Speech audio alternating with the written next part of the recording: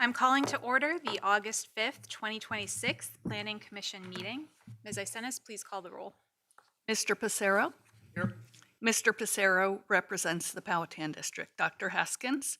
Present. Dr. Haskins is an at-large member. Mr. Everson? Here. Mr. Everson represents the Stonehouse District. Mr. Rogers? Here. Mr. Rogers represents the Berkeley District and is Vice Chair of the Commission. Mr. Polster? Here. Mr. Polster represents the Jamestown District. Mr. Haldeman? Here. Mr. Haldeman is an at-large member. And Dr. Allman? Here. Dr. Allman represents the Roberts District and will be presiding over this meeting as Chair of the Commission. I'm Susan Isenas. I'm the Director of Planning for the county, and it is my pleasure to serve as the Secretary to the Commission. Sitting to my left is Ms. Liz Parman, Deputy County Attorney. Madam Chair, we have a quorum. Thank you. So the first item on the agenda is public comment. The public comment section of the agenda is for topics that are not subject to public hearing. Speakers are limited to 3 minutes. Ms. Isenas, do we have any speaker cards for public comment? We do not. Okay, is there anyone here who would like to address the commission at this time? All right, seeing none, we'll move on to the next item, which is reports of the commission.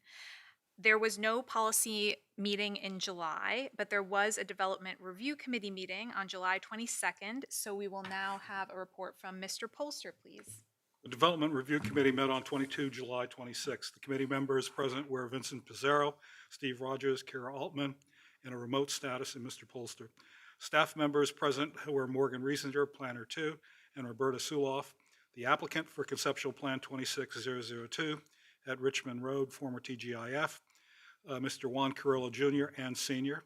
For the Conceptual Plan 260016 on Ware Creek Road, Mount Laurel Road subdivision. Of the applicants were Jason Grimes, AES, Mr. and Mrs. Dillard, and Joe Wagner. We had 2 public speakers, Mr. and Mrs. Joel Lipscomb, associated with that last conceptual item.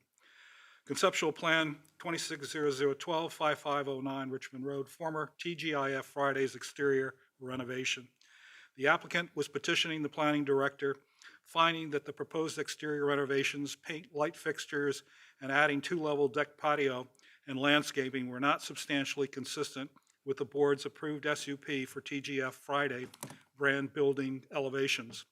The applicant's proposed elevations and several TGIF brand elevations from the original SUP approved by the board are in the agenda packet for tonight.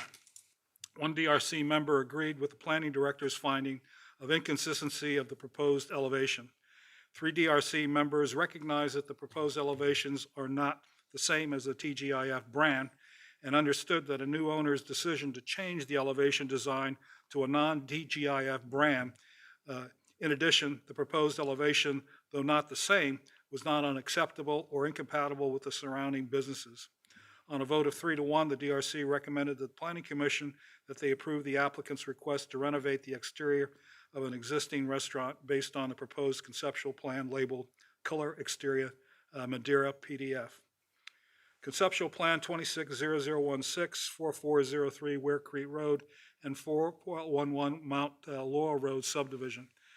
The applicants are requesting a waiver to the shared driveway requirement for the proposed minor subdivision to create 10 lots in total from the 4403 Ware Creek Road and 411 Mount Laurel Road properties.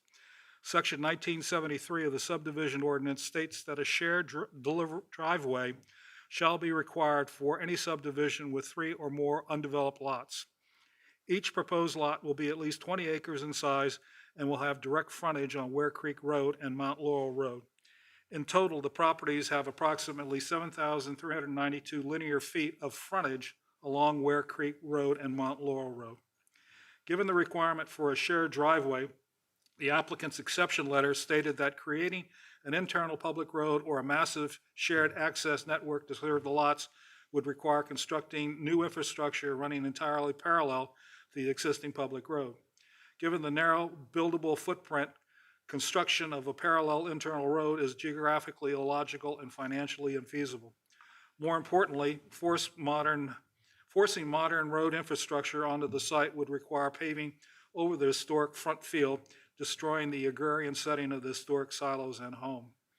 The applicant's conceptual plan did not indicate how they would meet the section 1973 of the subdivision ordinance single driveway requirement, or an alternative proposal to the request.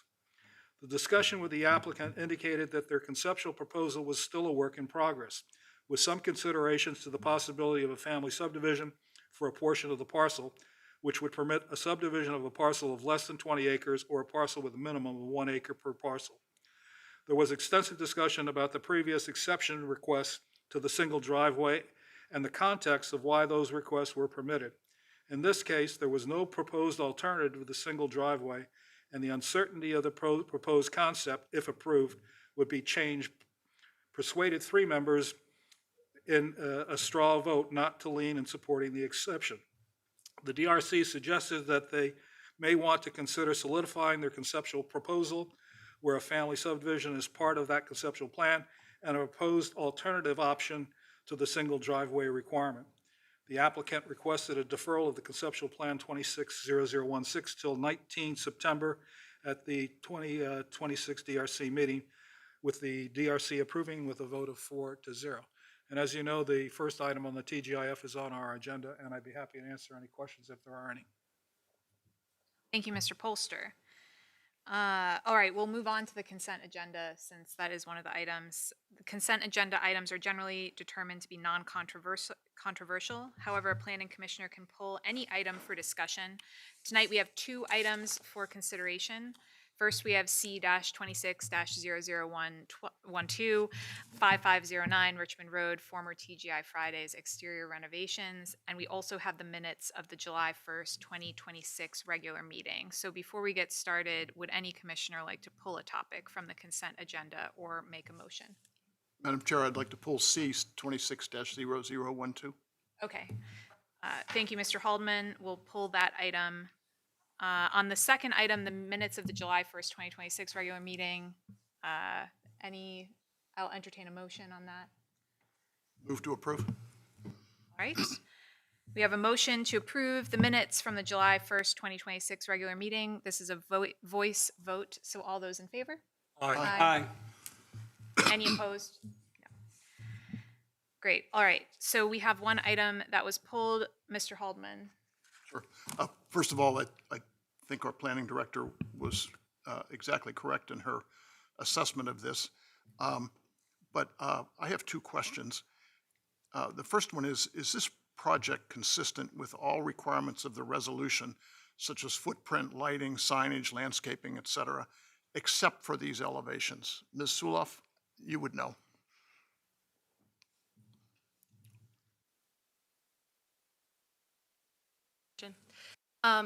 Yes, it is. Lighting, footprint, everything except for elevations. Thank you very much. Yes. Sorry to drag you all up there for that. Not a Just problem. that. But can I ask a follow-on question to your? Sure. Because when you say the footprint is the same, why is it, though, if you're going to bring diners outside and have them on 2 levels, how is that not affecting the footprint of a restaurant? I can understand where you're coming from there. I did double check with our zoning administrator to see how we would count. There is a square footage cap in the original condition. We do not typically count outdoor dining space or patio towards that square footage cap. It's accessory thereunto.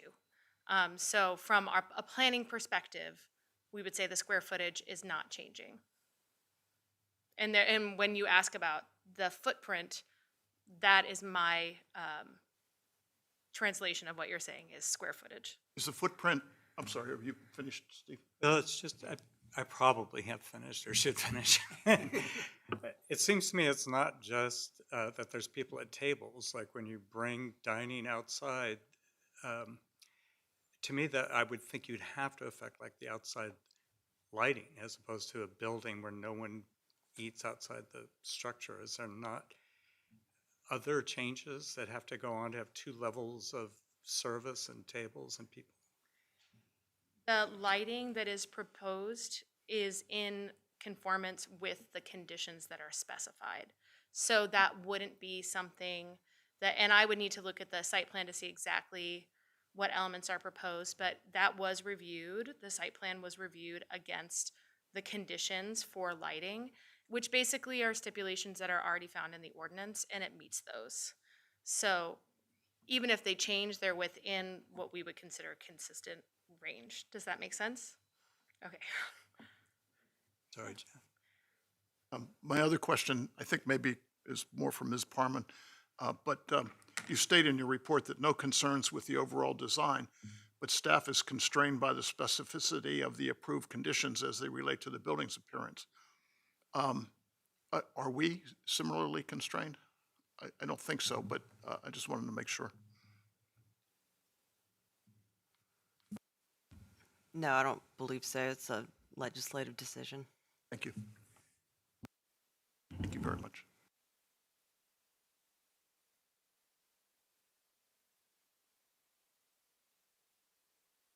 This isn't a public hearing, right?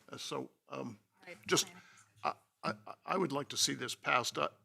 It's an adaptive reuse, which is a subject near and dear to my heart. And I'd like to make adaptive reuse as easy as possible without obviously corrupting the zoning ordinance and so forth. And this does not.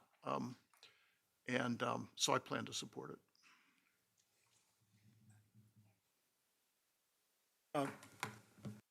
I think the language in the staff report is what kind of tipped me in support of this thing. And the permit requires approval of an exterior elevation by the planning director. But the key words in that for me were in accordance or reasonably consistent. And so when I took a look at you heard it in my report about TGI branding, the change that they're asking for is not unreasonable because they're not going to be TGIF, they're going to be their own restaurant. And so when you look at the changes that they wanted to make, they eliminated that signage, which is reasonable to think about it. And yes, they did put a different paint on the brick on that, but that's not an unreasonable request. And as a matter of fact, if you recall the North Carolina furniture up in the Pottery, we approved some changes in the signage as well as the surface on that, but it didn't instrumentally change what was approved by the board. And so, I'm hanging my, approval and support of this thing on the notion that it is reasonably consistent with what the board approved. And as Mr. Haldeman pointed out, it meets all of the conditions in the staff review to include the footage. Now, to Mr. Rogers' point about the outdoor piece of that thing is, I think we've got two things that we're kind of looking at to how to judge this issue of consistency or reasonable consistency. And the first one is what the zoning says for the business district and what those parameters are, which is what the staff has talked about and is in the report. But the other one is a policy that's in our comp plan, which is the design guidelines.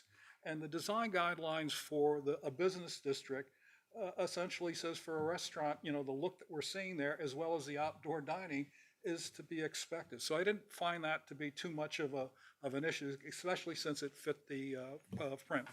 And so based on this notion that I wouldn't expect the restaurant in a reuse to conform with a red and white awning and a TGIF sign, I think that's a reasonable decision on their part to want to change that. And so for those reasons, I'm going to support this. Let's go down the line. Or do you want Or, yeah, Mr. Rogers, go ahead. On this could be my memory, always subject to human error. But the church example you just gave, they were not required to do it, to put that church in there? They were allowed to make that change, and it didn't fit with the SUP associated with the signage as well as the coloring. And why was it in front of us, I guess is? It was an SUP. Yes, okay. Right. All right. I think, and I'll But be the brief issue was here. the changing of the original SUP and the rationale for it. Yes, and so, Okay. and so my reason to support the planning decision, the initial planning decision in this case would be, if this reuse, I'm all for adaptive reuse, and I actually think these plans look beautiful for this restaurant. I think it's no slant on TGI Fridays. I think this is a beautiful elevation. I think people will really enjoy the restaurant. But I feel like the idea that you get to piggyback on the SUP means you should substantially comply with the SUP you wish to piggyback onto. And in this case, I found this SUP extraordinarily tight. I found it to describe a situation, other than the word restaurant, I don't actually see them as the same. And so in my position is just, I feel that we're overriding the decision of Ms. Aistanis because we think we can predict the result, which is that everything comes through with flying colors. For me, that's not a reason to upend the decision that was made before. And I think that when we strictly adhere to our own review standards, I think we better serve the public. I think that future applicants have a better understanding of what's going on if they're not to factor in the success predictability factor, which is what I think is going on with this particular case. And therefore, I plan to still vote to uphold the initial decision. Iverson. Stannis, could you briefly recap why you said no? I'm having trouble with this. I tend to agree with Steve over here, but could you just recap briefly why you said it wasn't in compliance?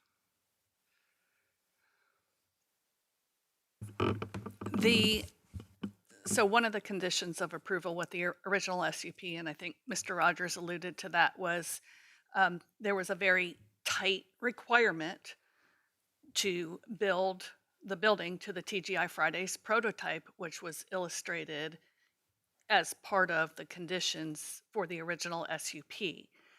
And I don't know why it was that tight, because it really hamstrings a lot of ability to do something different. But that's what was approved. And the process is, and we respect the process as staff, is that I, per the condition, had the ability to review the proposed design and decide if it was substantially consistent with the TGI Fridays. And it's not. I mean, and I alluded to that in my report that is in your agenda. You've got the addition of a 2-story deck. You've got the removal of and replacement of certain building materials. And I don't, off the top of my head, stone for siding or something to that effect. Painting of the building, removal of the awnings. That The sort of doors, thing. Ms. Aistanis. I'm sorry? It's a substantial change to bring accordion doors that open the interior of the building to the outside. Changing out doors and windows. So unfortunately, it was adopted. That was the condition, and that was what I had to review and come to my decision. But it made it difficult to find some flexibility, to find, I think, what Mr. Polster was trying to allude to, because it was just so specific in its design. I opened this can of worms, I guess. So, as I said earlier, I couldn't agree with you more. Your interpretation was spot on. The resolution, case number SUP 23-005 TGI Fridays, which doesn't have a date on it, but 205. September 05, yeah. The first condition is this SUP shall be valid for a restaurant no larger than 6,600 square feet and accessory uses there too. I didn't notice that before. Prior to final site plan approval, the plan with architectural elevations consistent with architectural elevations titled Carlson Restaurants Worldwide, page 6.2 prototype. Carlson Restaurants is the owner of TGI Fridays, I assume. So that's the issue here. The other ones are very standard wording. Number 2 is they've got to do this within 36 months or the SUP expires. Number 3, any new exterior lighting, concerns lighting, which Ms. Suloff says this new application is consistent with. Number 4 is freestanding signage, which Ms. Suloff says this is consistent with. Number 5, building face signage shall be in accordance with which this is consistent with. A landscaping plan shall be approved by the planning, which this is consistent with, apparently. Number 7, the applicant shall be responsible for developing and enforcing water conservation standards, which this is consistent with. Number 8 has to do with hiding dumpsters and cooling units and such. So, there were those 8 conditions. One of them is these elevations are not consistent with number 1 because this is not a TGI Fridays. It's a different restaurant. And I just like to make things like this as easy as possible because it fills an open building. It's a benefit for employment. It's a benefit for fiscal condition in the county. And it's not a major, expansion of the footprint or changing of runoff or anything like that. It's a substantially different appearance. There's no arguing that. And but I'd like to see it approved. Mr. Becerra, I'll come back to you, Mr. Polster. I've got a question for staff. Well, actually for the attorney. If this was approved by the commission, what would be the standing of the current SUP on this property? If we approve the exception, what would happen to that SUP? It would remain in effect. It would remain intact. So it would remain intact so that if this business shut down and another business came in, they would be required by the original SUP to make it look like a TGI Fridays. Or go through the similar process. I mean, if the planning commission has already found, See, that's the question. Yeah. Is this going to if a positive finding by the planning commission tonight, would that stand and for the future? Because these restaurants, sometimes change over. That happens. I believe they'd have to go through the same process and ask the planning director's opinion. If I can, I had the same issue that Mr. Rogers raised with me in terms of the process and what happens if this happens again. And so what that caused me to do was to go back and look at the zoning regulations 2423. And that there's a paragraph in there that talks about all the final decisions that would have happened in SUP, that the planning director could overturn that. And there are 3 categories of that. The one category that this one has is that significantly alter the character of land use or other features or conflict with any building conditions placed on the corresponding legislative approved case associated with master plan, which is what she based their decision on, right? The next part of the process of 2423 is that the applicant has the ability to appeal that to the DRC to be able to do that.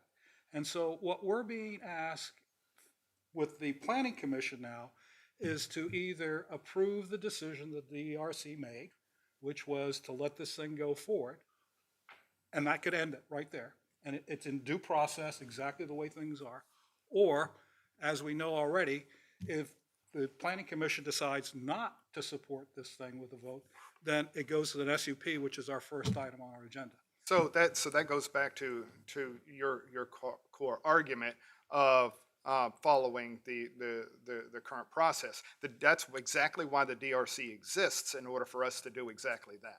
Either say that it's reasonably consistent with Right. it or not. Right. And that was a decision that we made based on what we looked at. Yes. So we're not by approving this, we would not be operating outside the scope. We would not be absolutely operating not. outside of the law or circumventing Absolutely anything. not.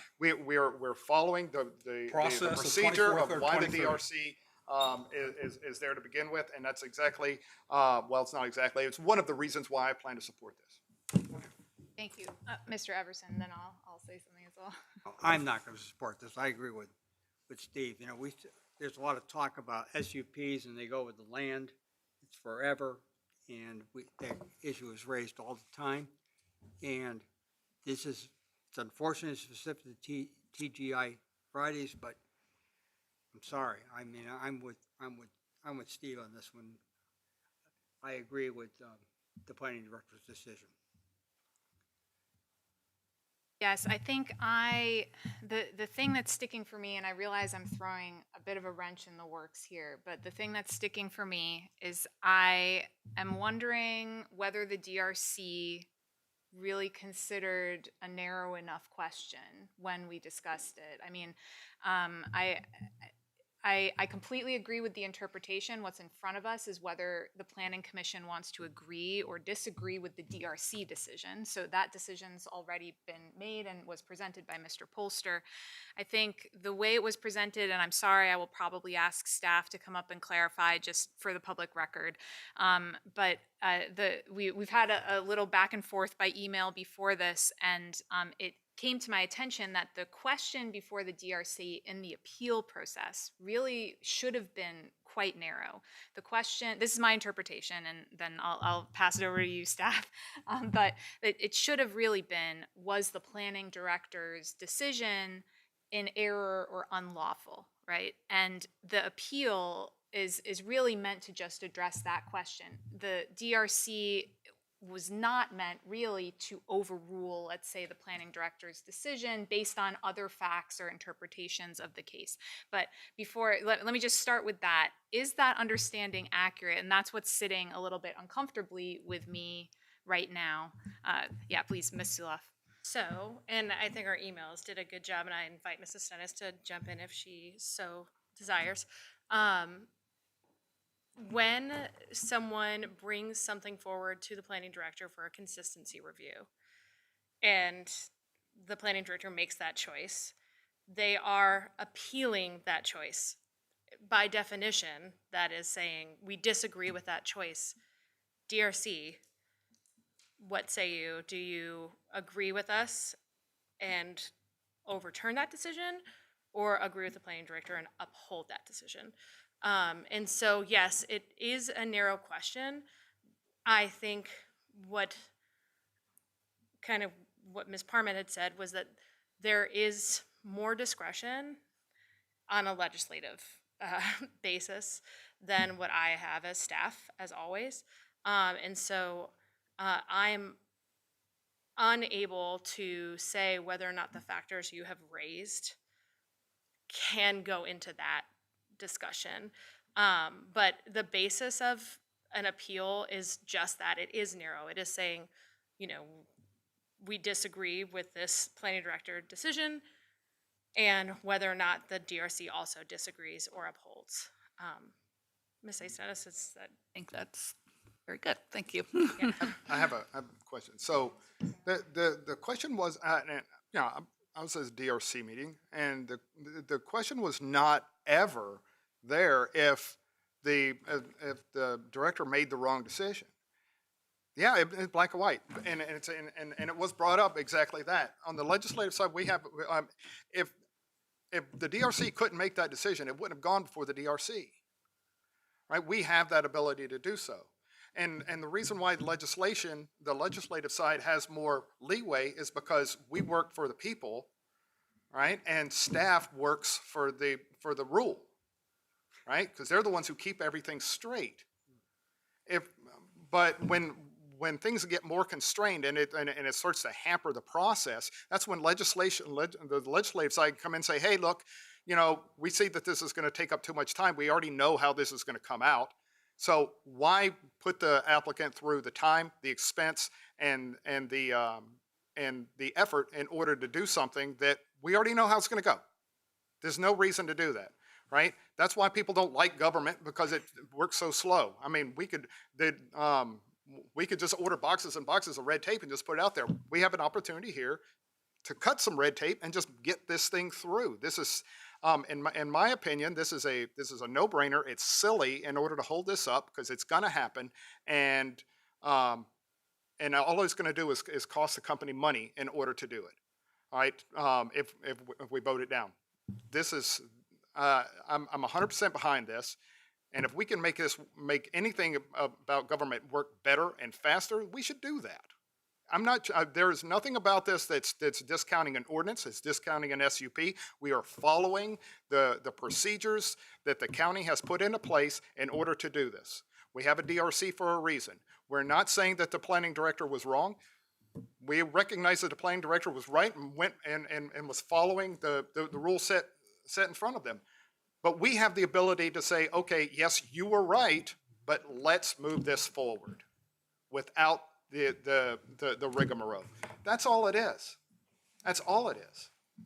I have a follow-on that really gets to your question about whether or not the question was phrased correctly on that. And I wanted to go back and why I chose the words that I did at the very beginning that were in Ms. Sulaw's staff report as well as in the staff report for today.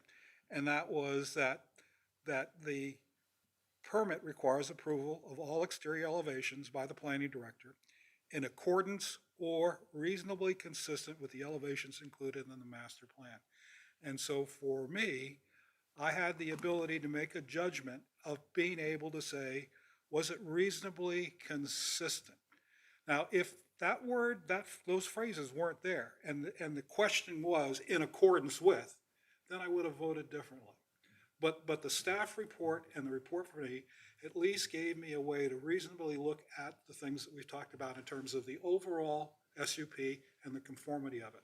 I'm not questioning the judgment of the staff or Ms. Astanis's decision, but I am saying that we were given that decision. Now, am I correct in that reasonable? I am, as always, hesitant to give direction Okay. on your Okay. scope. I can say what, as staff, I am allowed to do, right? I think that's a great question from Ms. Parman, but I Right. do, again, think that that's the discretion that we're talking about when we talk about, all right, what my scope is limited, your scope is less limited, what does that mean? And I think Ms. Parmentier has answered the question by saying that we have that ability in the legislature for that judgment, which you don't have. And that's kind of my point, which is why the staff report was phrased the way it was and why I proceeded the way I did. So I just wanted to make sure that we were straight from the very beginning of what we were looking at. That you all got a Mr. Rogers PS. and then, okay, Dr. Haskins, yeah. Am I just a sentence? I understand where you all think you're going. When someone appeals the decision of that planning director and you grant that appeal, you are disagreeing with the decision of the planning director. I don't know how you're all dancing around this language. It's an appeal. If she made a mistake, let's overturn it. If she didn't, there's this process called an SUP, and businesses all over the county have to file SUPs if it's needed for what they want to do. Amen. Dr. Haskin. Practical. And I don't necessarily know that anyone is wrong, but in our comprehensive plan, ED4, encourage infill development, the redevelopment of existing parcels, and the adaptive reuse buildings that efficiently natural resources, as well as establishes or enhances the area's sense of place and community character. And ED 4.1, encourage the rehabilitation of abandoned and or underutilized facilities by promoting them to new business. And I don't think boring talk about adaptive I want to say adaptive repurpose, but adaptive reuse for abandoned buildings and things for workforce housing. It says the exploration and encouraging, what does it say? Like appropriate client or something. We're encouraging the process. So I think that this is an exploration process and a very healthy conversation. I'm still not sure where I land on the matter, but I think we're living in two worlds and no one is wrong. But we also have a comprehensive plan that supports adaptive reuse in this manner. So I just wanted to offer that. Quick question.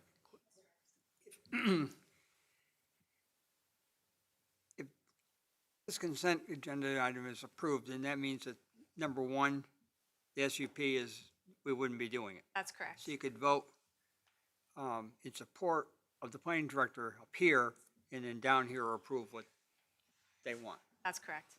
Good. Yes. I would like to support,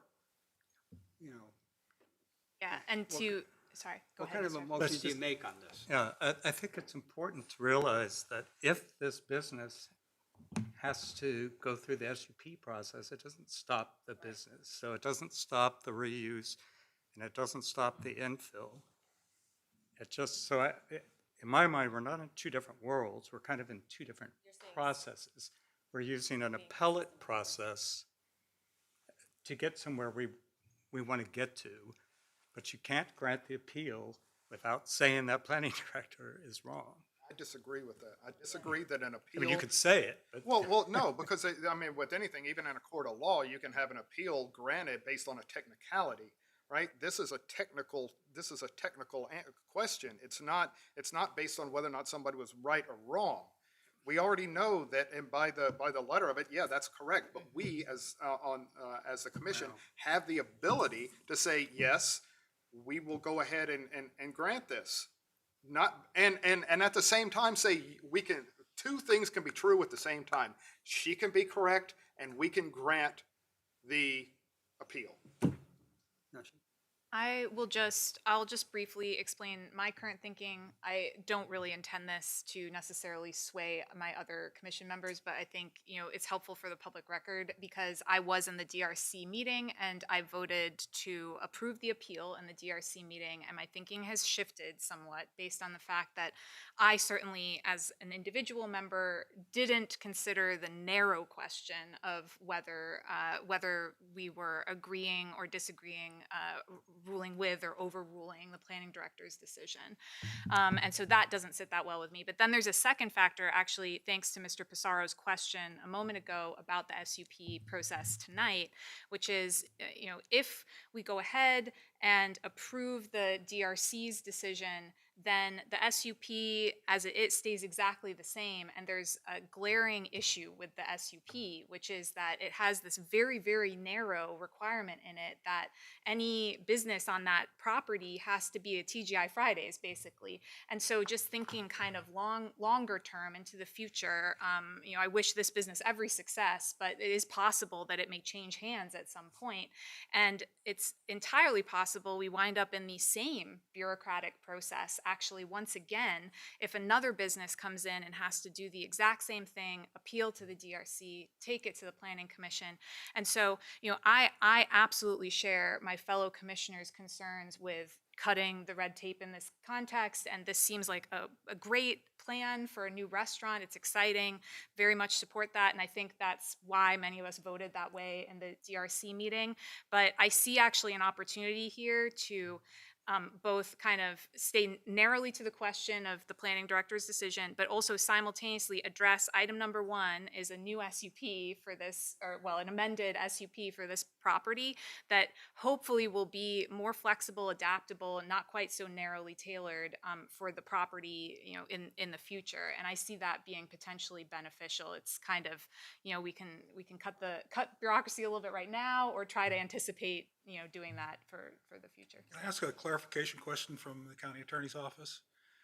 Is if the planning commission approves the consent agenda item, does that change the basic SUP condition of 2005 of the TGIF signage? No, It remains. yes.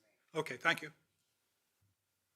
So any other discussion before Take we your point, move though. to- That was a very good one. Okay. What kind of a motion do you need here? Or if we move to approve, are we approving the DRC vote? Right. Or, okay. That's correct. So a motion to approve would approve the DRC's, 4-1 vote. yeah, exactly. That's right.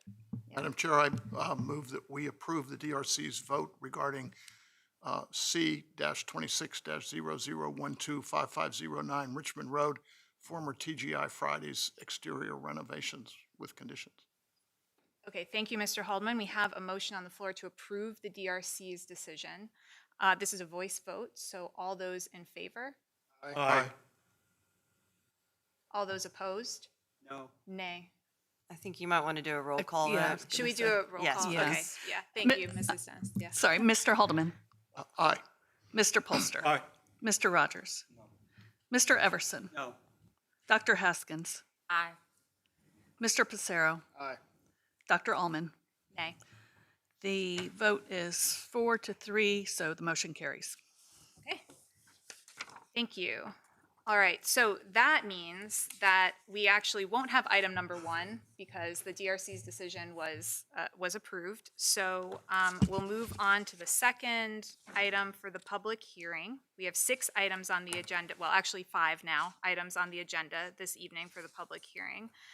So the second item is SUP-26-0020, 2010 Old Route 60 West Evolution House Group Home Amendment. So first we'll have the staff presentation. Mr. Albiston, you have the floor. Thank you, Madam Chair and members of the Commission. Mr. Benny Zhang has applied on behalf of MAI Homes 2 LLC to amend the conditions of Special Use Permit 25-0002. SUP 25-0002 is an existing SUP approved in June of 2025. This SUP allows the operations of a group home or residential facility for 9 or more adults at 2010 Old Route 60 West. The property is zoned A1 General Agricultural, designated rural lands on the Comprehensive Plan Land Use Map, and located outside of the primary service area. The proposed changes to that SUP conditions are as follows. Condition number 2 would be amended to extend the required commencement period by 12 months. Functionally, the commencement period is listed as the same length of 12 months because the conditions of the existing SUP will be superseded and replaced by the proposed conditions of this application should it be approved. Additionally, condition number 3 would be amended to decrease the maximum number of occupants in the group home from 24 to 16. Staff has no issues with these proposed amendments. Additionally, staff finds that the group home provides a needed service for individuals seeking to reintegrate into the community after suffering from an addiction disorder, and that the lower maximum occupancy would decrease the impact of the operation on adjacent properties. Staff recommends the Planning Commission recommend approval of the application to the Board of Supervisors, subject to the proposed conditions. That concludes my presentation. Happy to answer any questions you have, and the applicant is also present. Thank you. Great. Thank you, Mr. Albiston. Are there any questions for staff? All right, thank you. Are there any disclosures by planning commissioners? Yes, Mr. Haldeman. I had a brief telephone conversation with the applicant's attorney yesterday. Yes, Mr. Pissarro. I also had a conversation with the attorney on the phone. I didn't talk to him, I emailed him and indicated that unless something dramatic happened at the public hearing, I didn't have any problems with what I told him. Any other disclosures? All right, great. In that case, I will open the public hearing for this item. Are there any speaker cards, Ms. Isenis? Yes, the applicant's representative. Okay, great. So we will have Mr. Benning Zhang come up, applicant's representative, please. Thank you. Madam Chair, members of the commission, you're like every county attorney's dream, so well done on the prior conversation. I was so thoroughly impressed. Ms. Parman, as always. I'm just here to answer any questions the commission might have. I did have a presentation here, but unless if there are any other questions, I'd be happy to answer for the commission. Thank you. Thank you. Are there any questions for applicant's representative?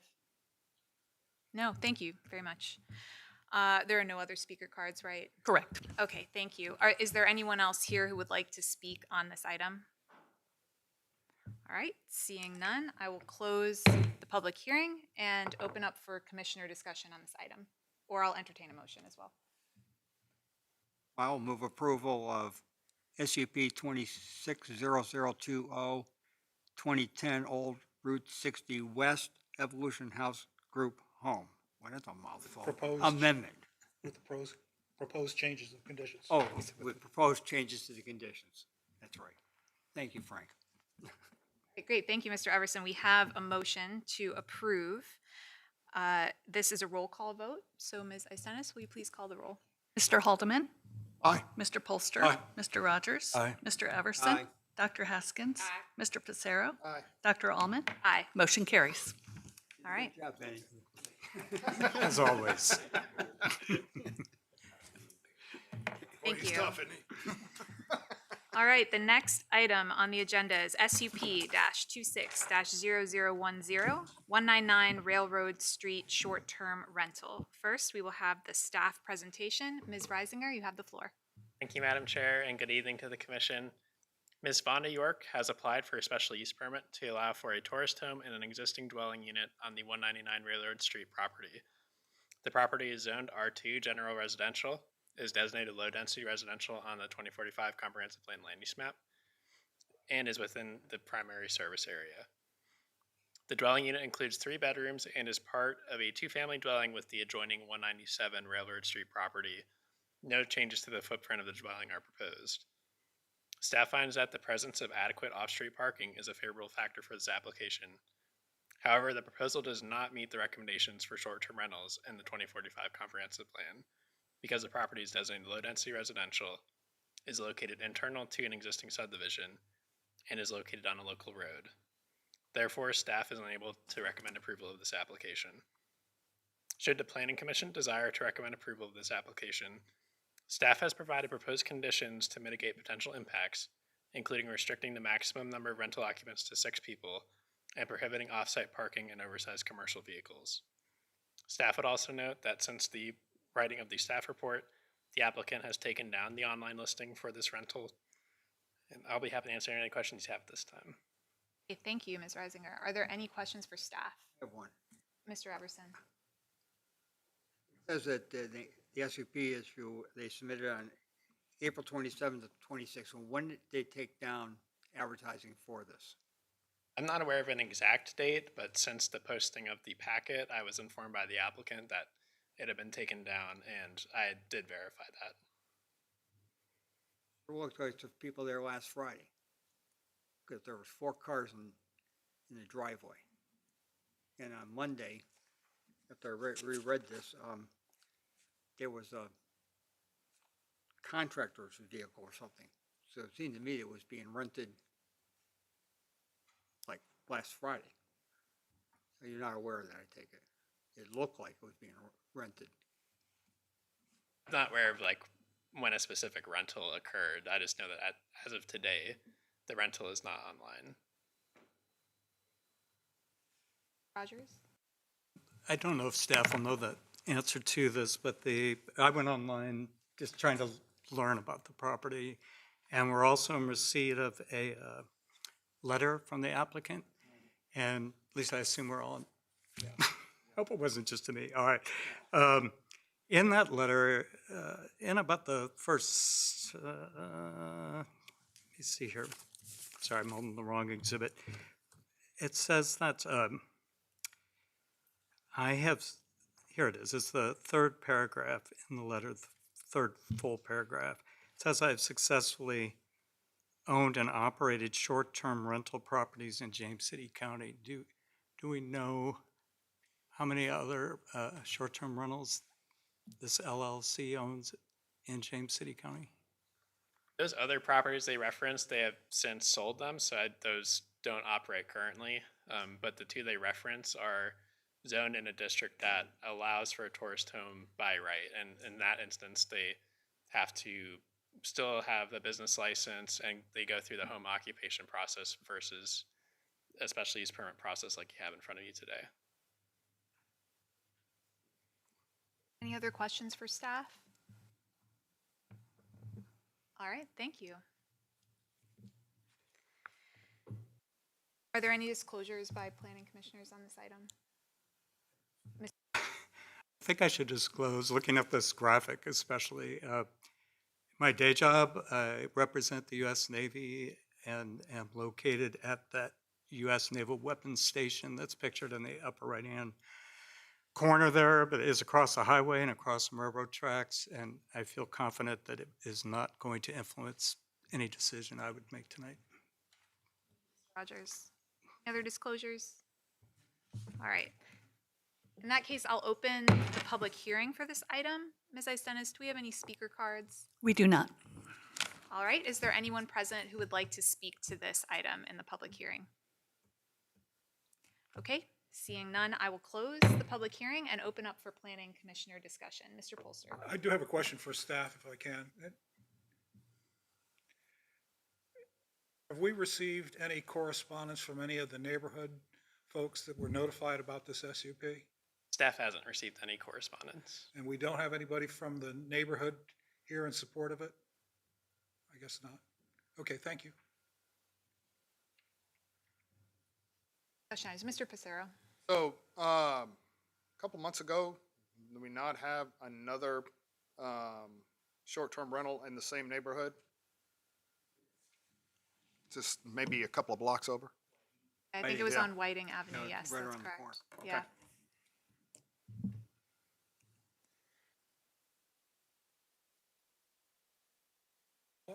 For the Polster. discussion on this thing is, I usually try to find a reason of the 4 factors, of which the factor about living in the apartment, the rental unit isn't a criteria anymore based on the county attorney.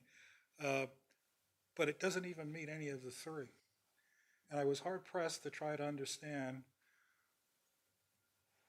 why I could support this when it didn't meet any of those 3 requirements that I've tried to very liberally look at. So from that point of view, I don't intend to support this. Mr. Rogers. Kind of a follow-on to Frank is that, at least for me personally, I have at times been persuaded when it's like an individual owner trying to hang on to a historic family property. They're at the end of their rope. It's staying within as closely as possible the intended use of the property. Whereas to me, once you're in a holding company and you're going around and you're buying these properties with the intent that they will and forever be a short-term rental, to me, that's placing a business. I feel like I'm going to parrot Jay. I hope I'm not stealing Jay's bullet. But it's like clearly taking a business and sticking it inside an otherwise zoned residential neighborhood. So for me, I can't support this particular application. I can't believe I'm hearing this. I can't support it either for the reasons that Frank gave and also about the business. But the other thing that really bothered me was that this stuff was still up after it had been notified that they need an SUP. And, to hear that it's down, and I happened to go by it Friday, and like I said, there was like 4 cars there. They parked all kinds of, kind of weird. But then on Monday they were gone, so I said to myself, they must be renting this place even after they were told not to. And that in of itself, I just, that kind of stuff troubles me. And besides, it is a business. And this is truly a business because they're, I think they're in Northern Virginia or something. Maryland. I knew it was up there somewhere. I won't be supporting this because we've only had 2. I could support. One was a no-brainer on Fenton Mill Road because they had the zoning, and the one on Pocahontas Trail because, I know it just, that was an eclectic area of the county, but this is dead center in the middle of a community. And if I was the owner or the renter or whatever is on the other side, I would not be happy to have bother me. I supported the one that on Whiting because of what it was doing to the community there, but I'm going to have to agree with my counterparts on this one. This is a commercial operation. This is something that's the homeowner is renting this out and it's like their own source of income. This is I just don't see. Madam Chair, I move that we recommend denial of SUP 26-0010, 199 Railroad Street short-term rental. All right, thank you, Mr. Haldeman. We have a motion to deny this SUP. Ms. Isenis, will you please call the roll? Mr. Haldeman? Aye. Mr. Polster? Aye. Mr. Rogers? Aye. Mr. Everson? Aye. Dr. Haskins? Aye. Mr. Pissarro? Aye. Dr. Allman? Aye. Motion carries. All right, thank you. Next, we have SUP-26-0009, 146 Watford Lane short-term rental. First, we'll have the staff presentation. Ms. Saloof, you have the floor. Madam Chair and members of the commission, Mrs. Florence Diaz has applied for a special use permit to allow for the short-term rental of up to 3 bedrooms in an existing 3-bedroom single-family home located at 146 Watford Lane. The property is zoned R2, general residential, is designated low-density residential on the comprehensive plan, and is located inside of the primary service area. The proposal includes no changes to the size or footprint of the house. As we just discussed, the comprehensive plan lists 4 recommendations for the consideration of proposed short-term rentals in the county. Its staff uses 3 of those recommendations in our evaluation: land designation, location within a platted subdivision, and road classification. While this proposal meets the recommendation that the project be located on the edge or corner of an existing platted subdivision, it is not located on a major road, and it's not designated rural lands, neighborhood commercial, community commercial, mixed use, or economic opportunity, and therefore is not fully consistent with the recommendations of the comp plan, as it only meets 1 out of 3 of those criteria. Thus, staff is unable to recommend approval of this application. Should the Planning Commission recommend approval of this application, staff has proposed conditions to mitigate potential impacts to surrounding properties, including limiting parking, signage, and contracts per rental period. Staff did receive 1 phone call from a neighbor who stated that they had concerns about parking and security and therefore did not support the application. I'm happy to answer any questions you may have. The applicant is also with us tonight as well. Okay, thank you very much. Are there any planning commissioner questions for staff at this time? This is Mr. a quick Rogers. question, just I visually tried to go by and I think I got a little mixed up on the corner. Looking at that graphic, I saw like the apartment buildings. Can you describe what's directly across the street? Are those 2 homes? There's 2 like pink shaded squares, a small one and a larger one. It has been some time since I've driven out there, so I would rely on Street View at this point to tell you, I think, oh, I don't have a clicker, to tell you what is located in those 2 pink squares Yeah, next to the senior parking. They're residents. Yeah. That is my assumption that they are residences, but I haven't put eyes on those homes in a little They're while. residents. Thanks. What is the impact of not being a platted that's not a platted subdivision in there? It is not. This is an interesting case where the Ironbound Square subdivision created Watford Lane, and that was a county project. But this lot this home itself had been in existence since 1939. It is not part of a platted subdivision. You can see the shading in the pink. It's part of what is identified as the Beelan and Carriage Heights Parker subdivision, which is a subdivision in name only because it's a larger tract that kind of predated all these smaller subdivisions in there. It has been, to my knowledge, completely renovated since kidding. then, yes. Other questions for staff? They live locally?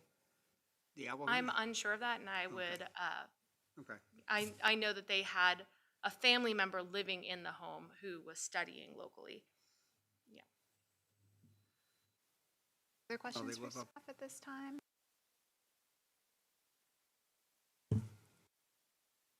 Great, thank you very much, Ms. Saloof. Are there any disclosures from planning commissioners on this item? All right, in that case, I will open the public hearing. Ms. Istenis, do we have a speaker card for this item? We do not. All right, is there anyone present who would like to speak on this item? All right, please come up. Please state your name and address for the record, and you have 5 minutes. Oh, you can come right up to the podium if you don't mind. Yes. Good evening, I'm Florence Diaz. My address is 15888 Jester Court, Dumfries, Virginia. My husband and... Pull the microphone down a little. There we go. Is that better? That's great. My husband and I own that house, 146 Watford Lane, and we are applying for a supplemental use permit. although it is not off a major road, it's a stone's throw away from Ironbound. And we also have implemented rules, and we strictly enforce the code.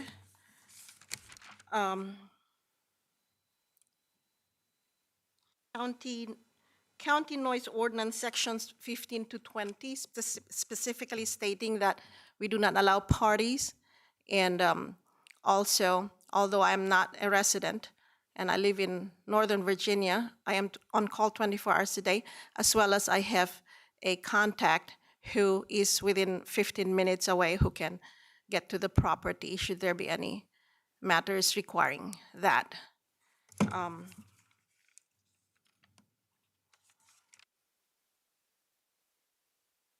I spoke directly to a couple of the neighbors, whether they had any complaints, and they raised no complaints.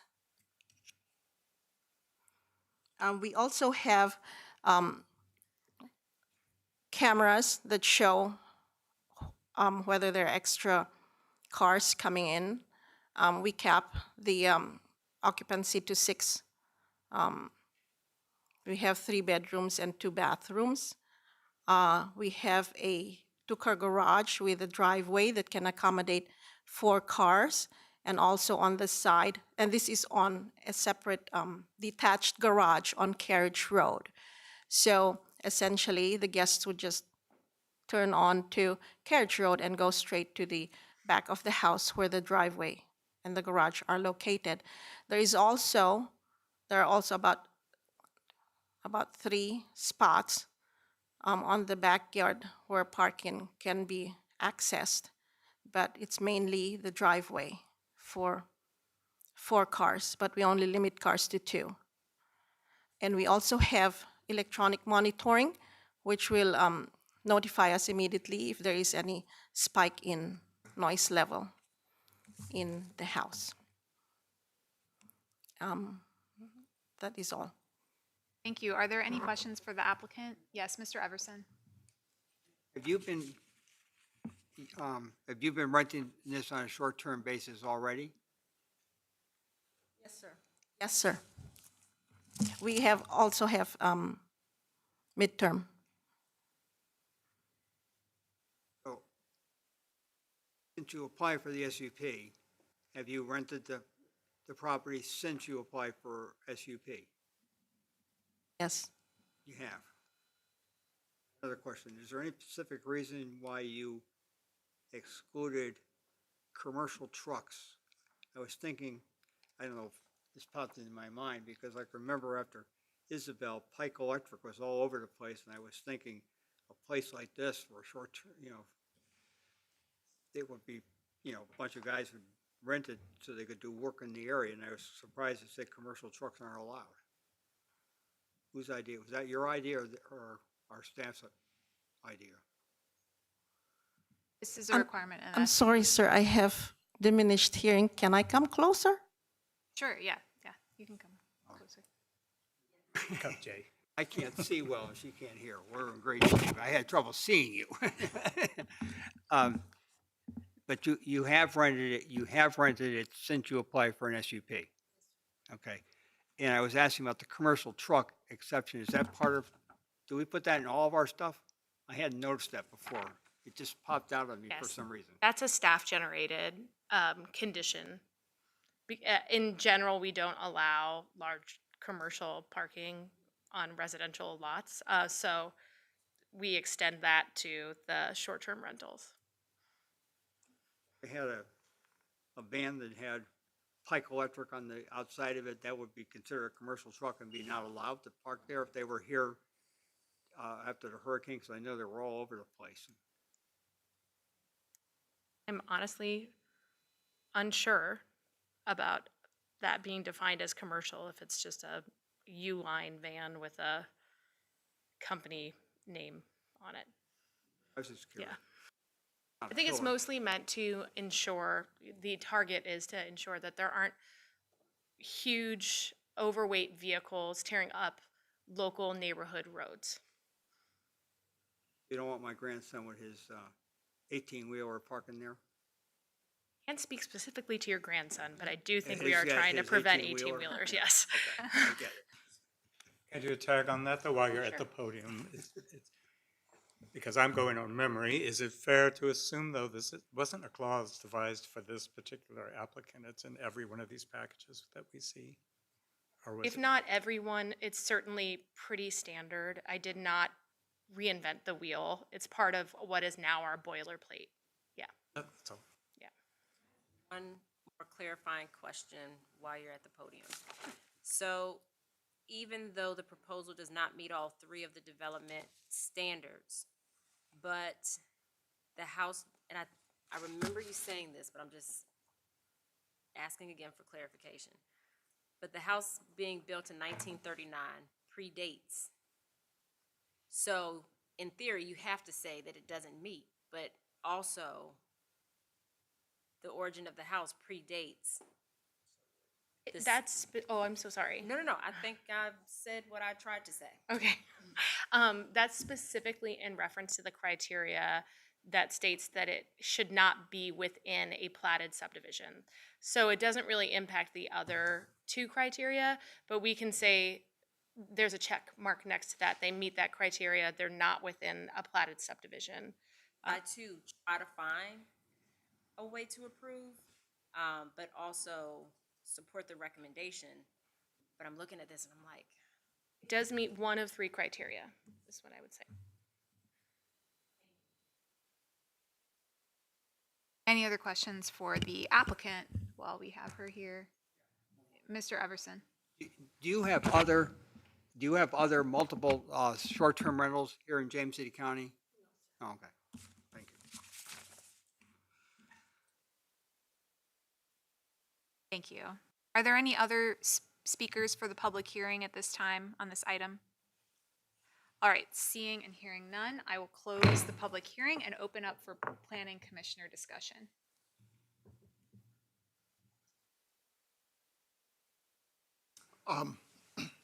It fails to meet two of the three comp plan requirements. And the third, which requires that it not be in a platted subdivision, may be true, but this is a neighborhood. It's a residential neighborhood. It may not be a platted subdivision, but it is a residential neighborhood. And as far as I'm concerned, it fails all three. So I'm not going to be supporting it. Also, one other thing, this neighborhood in here, that at least the part that was developed by the county was for affordable housing. I don't think this area specifically is affordable housing, but it's not high-end housing either, and reserving it for a business takes a house out of that affordable classification.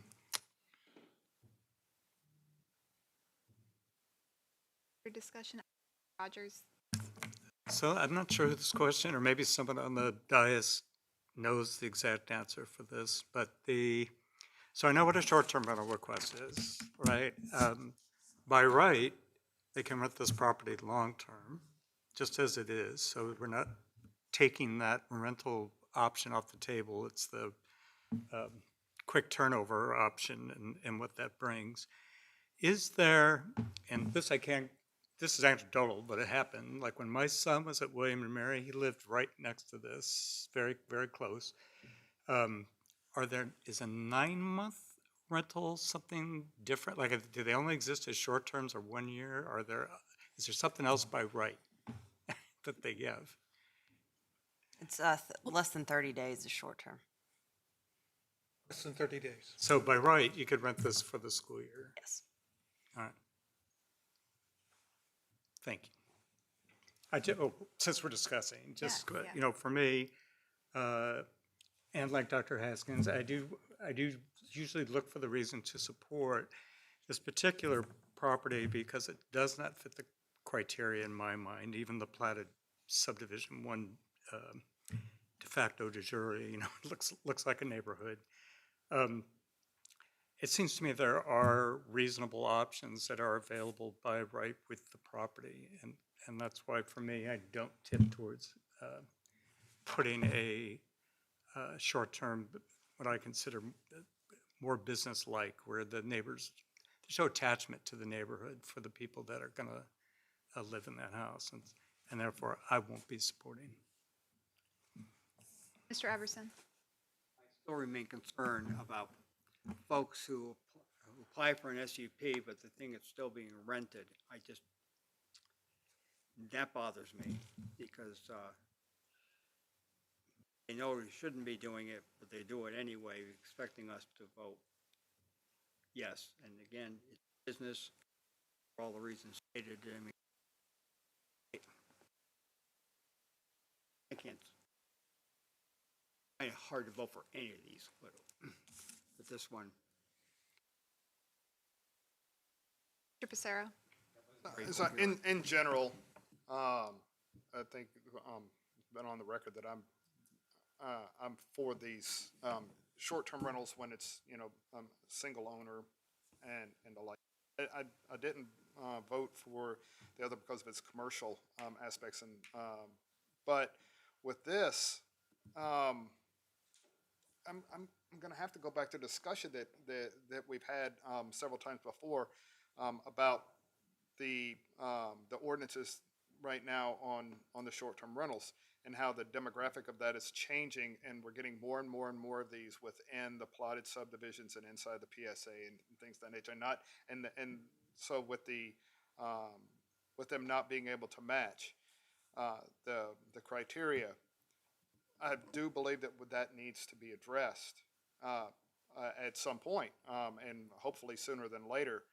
But I'm going to have to agree that if they're going to rent these things out knowing full well that they're not following the proper rules, then why should we approve it after the fact? I'm not. It's tough for me, but I don't think I'm going to be able to support this either. Yeah, Dr. Haskins. I have some thoughts too. I agree questioning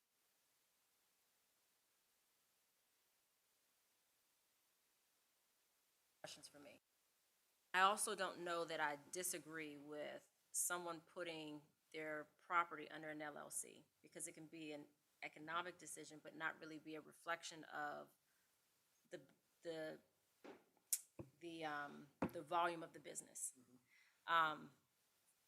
And I also agree that these short-term rentals are economically advantageous to families, but we do have ordinances in place that should be abided by. So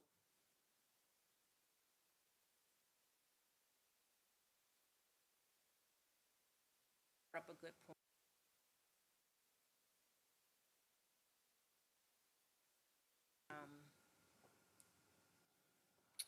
Yeah.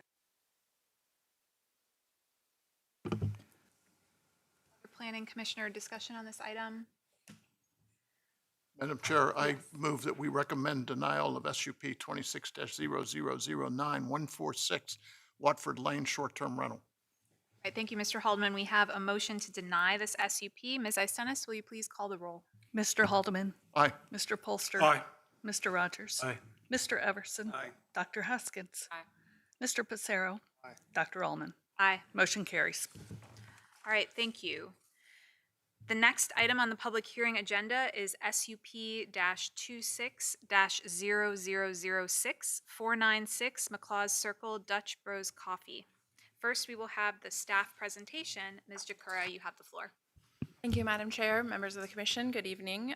As indicated, this is a special use permit for 496 McLaws Circle. The applicants with Foresight Group are applying on behalf of Dutch Brothers Coffee to reuse the existing site, which is here shown outlined in red, located at Pocahontas Trail and McLaws Circle. It's a slightly unusual location in that front of the property is actually within York County. They have been involved in this application, are aware, and have not had any objections, but just for orientation of where this is located within the county. buttons instead of the scroll on the mouse these days. Here is an excerpt from the master plan to orient you again. Here is Pocahontas Trail to the right side of the page, and McLaws Circle, which has the entrance to this site. It was a former bank with drive-through that they are proposing to reuse into a coffee shop with drive-through. The building is shown here outlined in green. The drive-through comes this way along the building, wraps around to the back where the pickup window is. The applicants are proposing to remove some portion of the drive-through here at the rear where it abuts what is currently the Whaling Company. That impervious surface would be removed and returned to a buffer, so they'd be improving the existing buffer there. They will also be proposing landscaping within the Pocahontas Trail front buffer area to screen the menu board and drive-through elements of the proposed use. This is two of the elevations that are in your package proposed. The top one here is the elevation proposed to face Pocahontas Trail, and the bottom one here would be facing McLaws Circle, which again is where the vehicular entrance is for the site, showing you that they are retaining much of the existing bank architecture on that elevation. In reviewing this case, staff does consider that this is an adaptive reuse of an existing vacant structure within our primary service area, and it does provide for another commercial use within a mixed use area of the county. This use requires a special use permit because it is projected to create 120 AM peak hour trips. So the volume of traffic is what is generating the requirement for this special use permit this evening. And the associated traffic impact analysis submitted for that purpose indicates that a right turn taper is warranted to mitigate some of the traffic impacts on the site or navigation. The applicant in their analysis provides some reasons why they find it not relevant or not warranted, and they are not proposing to install that as part of their proposed conceptual. Staff is proposing as one of the condition that would require that right turn taper to be installed. So you will hear, I believe, from the applicant discussion about that point. In addition to the condition which would require the turn taper, staff is proposing other conditions such as screening of the drive-through features, as I mentioned, regarding signage, lighting, prevention of intercom noise hearing on the adjacent property, limitations on things like outdoor storage, all intended to reduce or prevent any nuisance for adjoining properties in the surrounding area. In addition, staff is proposing recommending a condition which would require cross-access connection to the Whaling Company. You may be aware, or may not yet be aware, but the Whaling Company is seeking to be sold and redeveloped, and there is currently an application to develop it to a Sheetz gas station, which would include redesign of that site. So staff identified this would be a good opportunity to provide connection between the two commercial sites, which is a desirable thing from the comp plan perspective. So that is a recommendation, and I believe you will also hear from the applicant regarding that point. With the conditions recommended by staff, we find that it meets the comprehensive plan and there are no unmitigated nuisances. So therefore, staff is recommending that Planning Commission recommend approval to the Board of Supervisors with the conditions. I'm available for any questions. Thank you very much. Are there any questions for staff? Let's go down from this side. So we'll start with Mr. Haldeman, then Mr. Rogers. Certainly.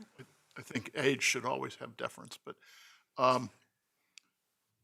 the traffic, the traffic analysis shows 120 peak hour trips, but of net of only 12, meaning, I interpret that as meaning 108 of those trips would occur whether this project is approved or not. Is that correct? Did I get that right? So apologies that I'm not a traffic engineer, but my understanding is that yes, there's a factor within traffic analysis about bypass. So this is, in the analysis, they are indicating that a certain percentage of the trips to this site were already going past the site and are not new vehicles traveling in order to get to this site. That's how I saw it too, and the same with the PM. The PM was 68 PM trips, but only 2 net. It's hard to understand why we need a right-hand taper for such a negligible thing. There's no right-hand taper shown on the master plan. Of course, that's developed by the applicant, not by staff, I understand it. Okay.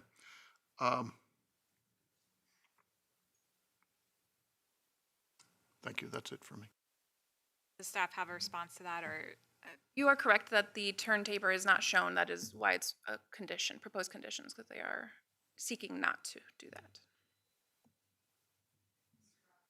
Because it was not shown, can you define the word taper? That was a new term of art for me, as opposed to just a right turn lane, or is it the same? I believe it is not the same thing. A full right turn lane would be a separate kind of full-on vehicles can queue in that space. A taper, I believe, perhaps the applicant can describe this better than I would, but is a shorter and they would turn, it just a shorter distance. I apologize for not having a better description of It that. also has it's a gradual introduction to the turn. I think it's not just a angular lane.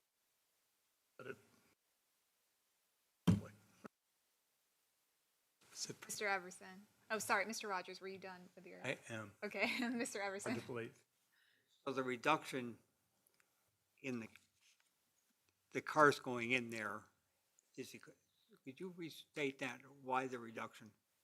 Yeah, so this And I'll tell is you what something that is provided for within VDOT standards, that there's a recognition that certain traffic will already be traveling. Perhaps somebody is already going to one of the offices in that complex, and they see, or they need coffee and they're just stopping in briefly, but they were already intending to travel that way, or they're already traveling that way. So that's a factor in the analysis that reduces or accounts for that fact.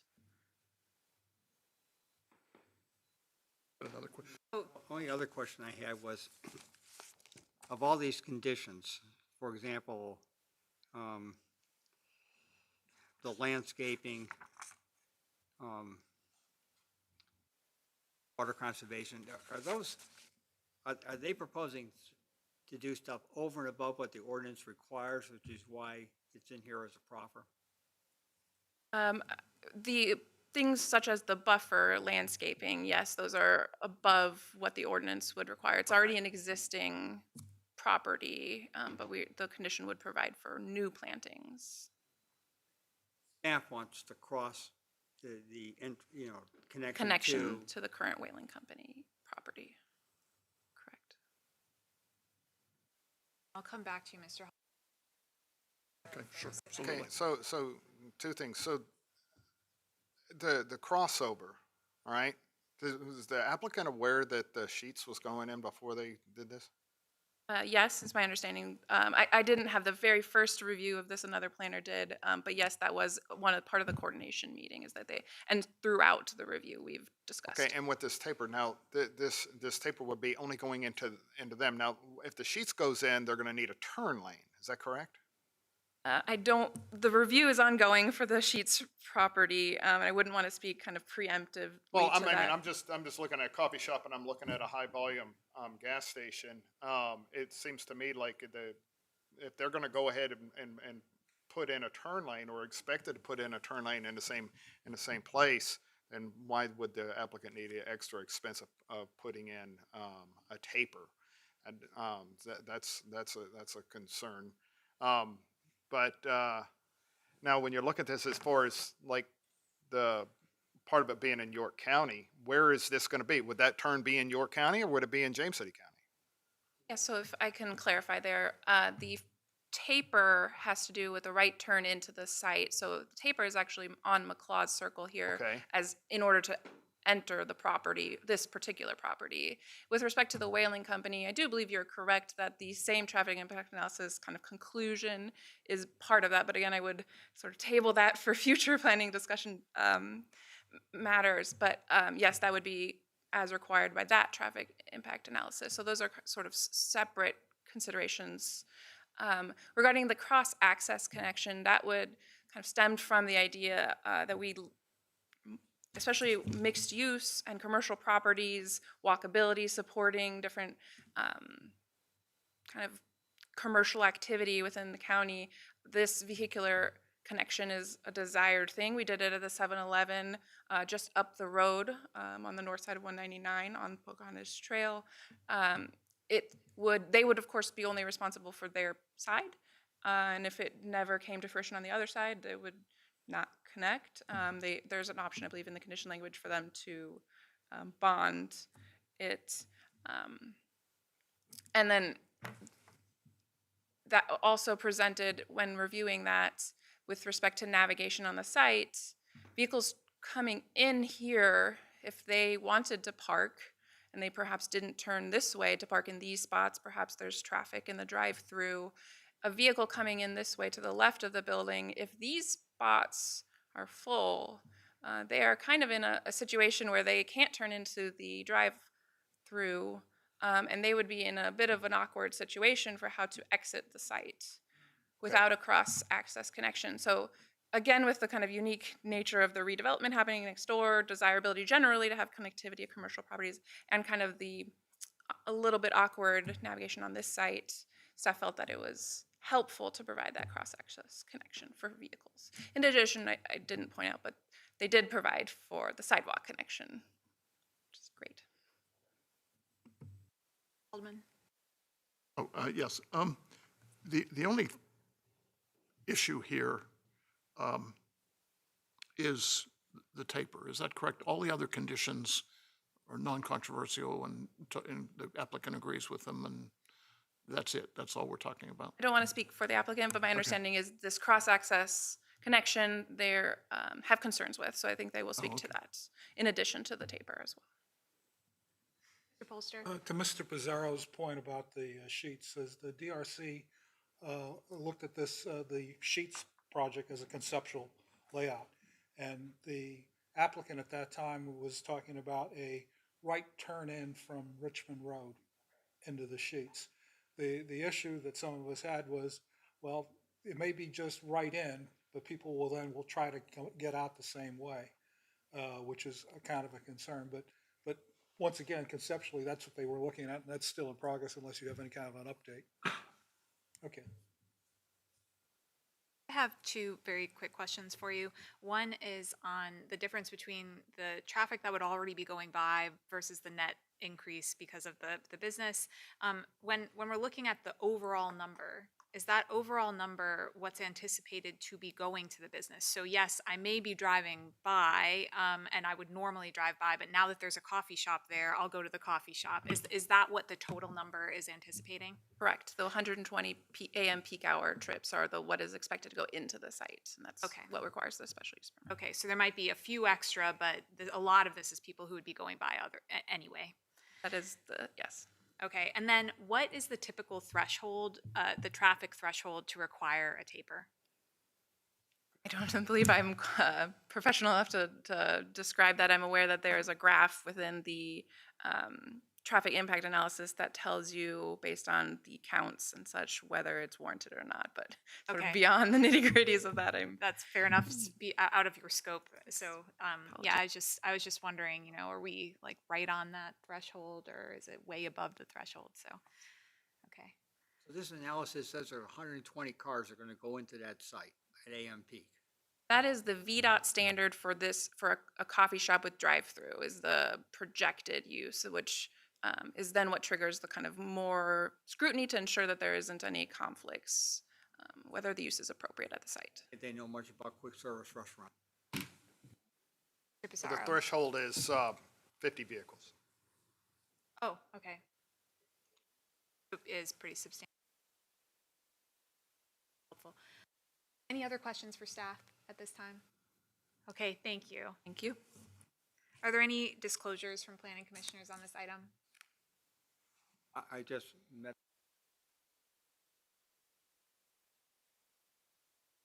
nothing. Other disclosures? All right, in that case, I will open the public hearing for this item. Ms. Isenis, do we have a speaker card? We do. Is this the applicant? It is. Okay, great.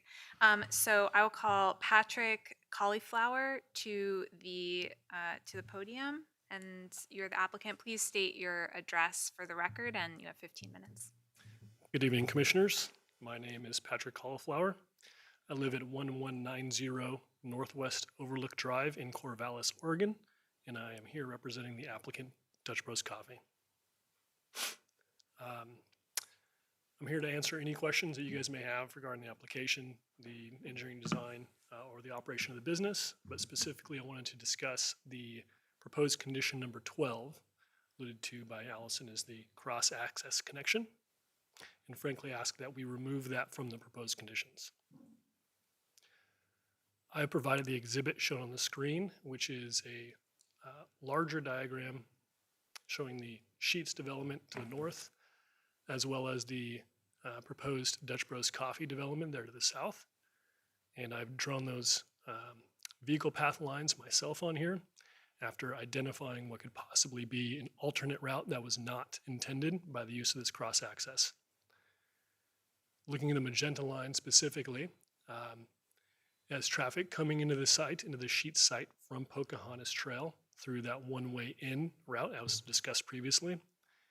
And as noted during our review of this, customers who would be fueling at the fuel station there would be able to see that cross-access connection to the Dutch Bros Coffee site from their vehicle and identified it as the shortest route out back to Pocahontas Trail. The path in green also shows a vehicle coming from Pocahontas Trail heading towards the Sheets development and identifying that one may opt to take the de facto shortcut through the Dutch Bros Coffee site to get to the Sheets gas station. We think this is problematic because while the Sheets development is proposed to be rebuilt from the ground up, pavement loads, geometrically, et cetera, will be designed to handle that degree of traffic, the weight of the vehicles, the fuel tankers, et cetera. The reuse of the old bank site was not designed with that level of traffic or loading in mind. And so I think that it puts the Dutch Bros Coffee site at a bit of a disservice to allow the volumes of traffic projected to go to the Sheets site flowing through unfettered the Dutch Bros Coffee site.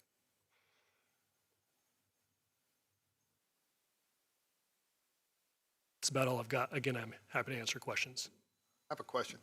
So, I've seen this done in other places where there's crossovers to mitigate the movement, because this happens. I do it, right? But if you put a speed bump between the two, it generally dissuades someone from using that as a cross through if they can avoid that. Sure. Yeah. And I would say to that, as you're coming in on McLaws Circle, you wouldn't be able to see the speed bump as you're making your turn onto the Dutch Bros Coffee site. No, I'm talking about from the Sheets and that crossover. So if you put a speed bump in that's good. That is it's not going to deter everybody, of course, but it would be a major deterrent against somebody using that as a cross through. Understood. In my mind, if I'm there getting gas and I see that speed bump to the left in the shorter drive versus the stop sign, which would lead back to McLaws Circle, and I was weighing those options side by side, I'd probably choose the speed bump that wouldn't require me to stop over the stop sign and the added drive time. Yes, I mean, I'm just playing devil's advocate, but the stop signs generally won't damage my car. I have two questions. Mr. Kiora pointed out the problem with, without the crossover, cars pulling in to park on the parking spots to the left and finds that they're all full. There's no place for them to turn around and go back out. Do you have an answer for that? Yeah, we do. We do this a lot with these adaptive reuse sites. And I think a simple solution here would be taking that farthest parking stall. So if you are passing by the 6 cars that are already occupying those stalls, you can take the last one and stripe it as a turnaround stall. Thank you. You didn't mention condition number 13. Are you okay with condition number 13? While we don't think that it is necessary for the development or matches the character of the surrounding development, we are okay with it. I have a question. Maybe this is for staff. Is there a requirement for that crossover to be 2-lane, or can it be a single lane?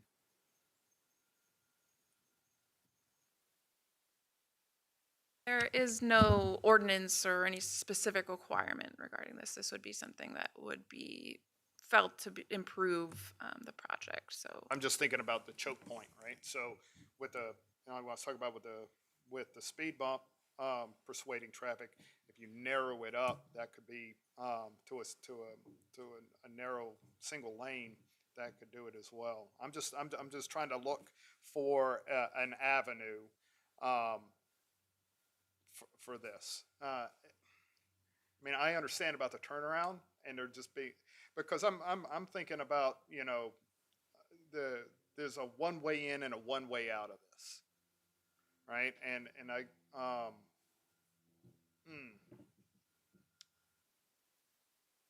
all I got. Mr. Rogers. Thank you. Do you happen to know, Mr. Cauliflower, looking at the graph, so let's say there's no crossover. The distance that goes from the current exit, there's like an in-out to this proposed sheets if it gets built, right? How far is that to the in-out that goes to the Dutch Brothers Coffee? It's a good question. I did not come prepared to answer that one.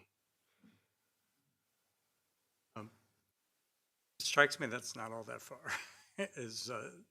I guess where I'm going, I'll wait till we have discussion, but I'm looking, I guess, for why staff thinks that crossover is a must-have. If I can, I'd add to that as well.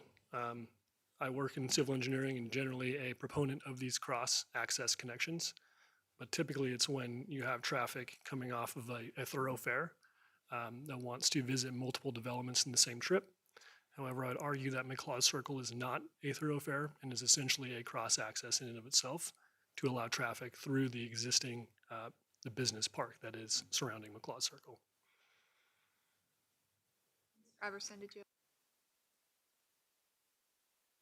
And the traffic thing, 100, I guess the taper is being driven by 120 peak hours. Does coffee do that kind of business? Because we talked about this briefly outside. I spent a lot of years in fast food, and when I saw the 120, I was thinking, that's one customer every 30 seconds. And the best service time in the industry is Starbucks at 3 minutes. It's, 393 seconds.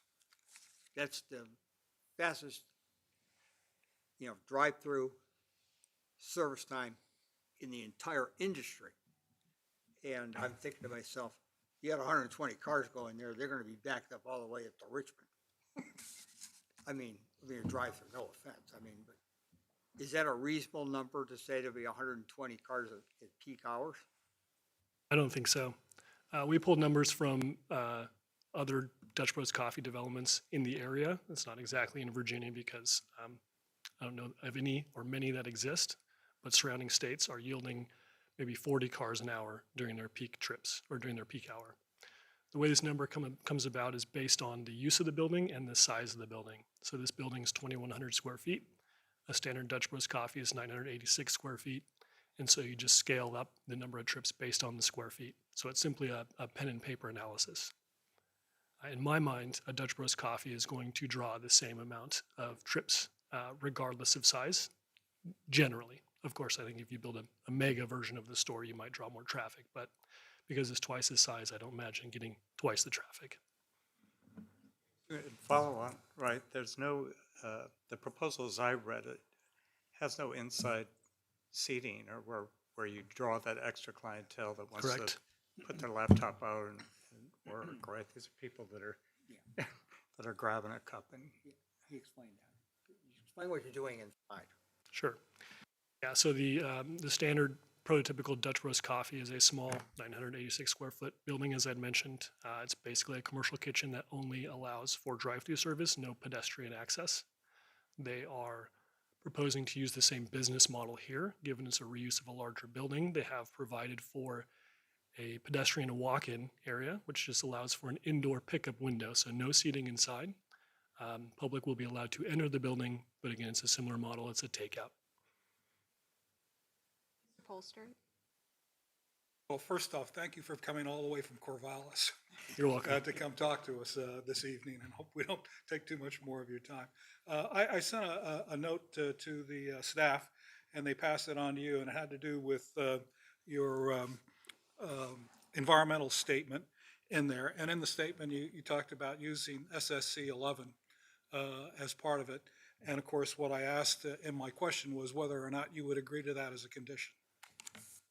Yeah, I think we would. It's a good methodology. SSC number 11 allows for the overtreatment of water to satisfy the SSC criteria. It's what we currently have proposed.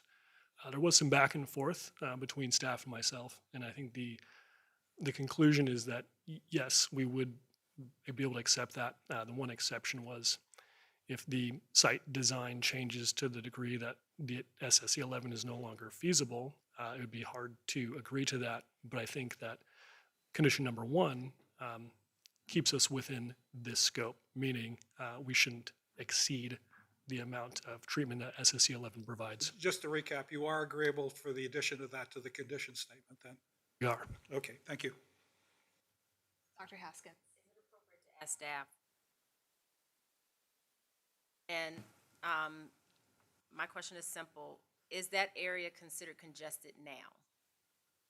Outside of the proposal and the analysis?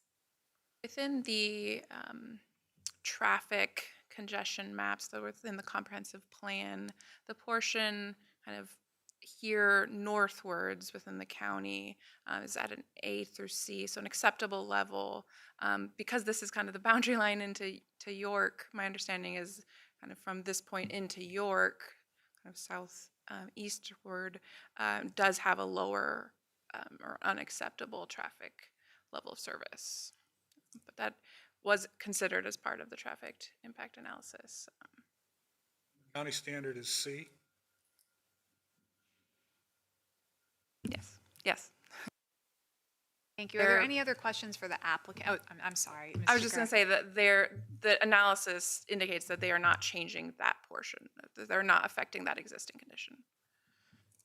One thing, just a comment for staff. Now, right across from there is the entrance to one of Busch Gardens' parking lots.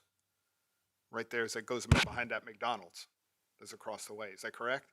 So that would be, I'm thinking that's going to be the biggest traffic mover over there, not necessarily the coffee shop. All right, are there any other questions for the applicant while we have him here? All right, seeing none, thank you so much. Thank you for your time. All right, that was our only speaker card, but is there anyone else present who would like to speak to this item during the public hearing? All right, seeing and hearing none, I will close the public hearing and open up for Planning Commission discussion. Mr. Polster. The crossover piece, I've seen that in our comp plan, and the intent that I recall from it was in connecting neighborhoods, so that what you were trying to do was prevent more entry onto the main thoroughfare for it. Unfortunately, we've never applied that. It's kind of, I guess a wish.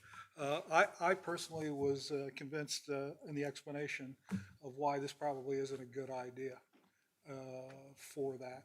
And I especially like the way that he would mitigate the turnaround issue for that. Having said that, I'm not hard over on the right turn-in lane like most of you because of the overall volume and what that does to the peak for it. So I don't support that either for it. Other than that, I think it's another one of these reuse for a bank. And I go by McLaws at least twice or three times a month, and so I am very happy to be able to see a use of that project, as well as the hopefully the whaling company, even though I don't particularly care for the sheets, but from a business point of view, and that is a business commercial zone, and that's where we say we want it. So I intend to support this. Dr. Haskins and then Mr. Pissarro. I keep going back to the analysis indicated that the given projected right turning volume, and this is based on the analysis and the projections, and I totally understand that. I really appreciate hearing from the applicant, and I'm not a traffic expert, but the fact that this is going to be a drive-through, that gives me, that makes me feel better too. People are not sitting in there taking up parking lot space, but the traffic will be moving and more fluid. Mr. Pissarro. I have to agree with Ms. Upholster on this, Steve. You were correct that McLaws is pretty much the cut through there. And since this is just an in and out, nobody's going to really be going inside and sitting. I don't see a lot of problems with somebody going in the wrong. If you go in the wrong way, you were wrong to begin with. It's going to say, I'm sure it's going to tell you right turn only. And yeah, so and also with 50 being the cutoff and subtracting that from the 120, and you're looking at 40 an hour, then the really if you apples and orange that, it really doesn't need that taper either. So I'm inclined to agree with Mr. Pulser and without the crossover and with the taper. Rogers, then. And if there's no crossover, there's actually landscaping, right? There's more porous water absorbing surface. So I'm on the freight train as well. Mr. Everson. Frank, are you suggesting that we strike 12 and 13 on the? Doesn't I will. Yeah. That what you said? Oh, good. That's right. I was hoping you'd say so. I was hoping to have that happen.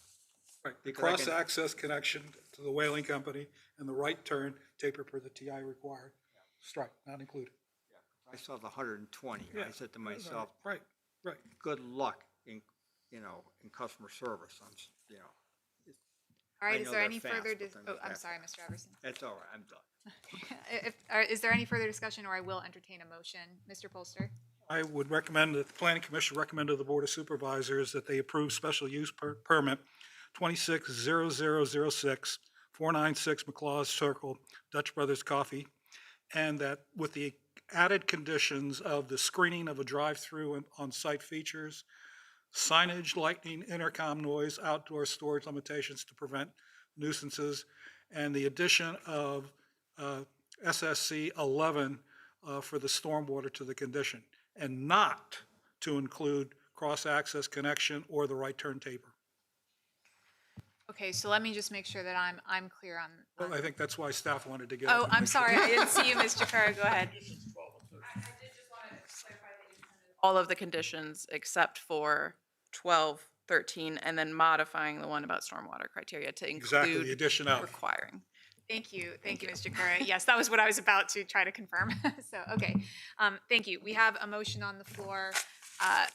Ms. Istenis, will you please call the roll? Mr. Haldeman. Aye. Mr. Polster. Aye. Mr. Rogers. Mr. Everson. Aye. Dr. Haskins. Mr. Pissarro. Aye. Dr. Allman. Aye. Motion carries. Safe trip back to Corvallis. Pretty country. Yep, great country. All right, thank you. All right, our last public hearing item is the 2026 Agricultural and Forestal District AFD renewals. And first, we will have the staff presentation. Mr. Ribeiro, you have the floor.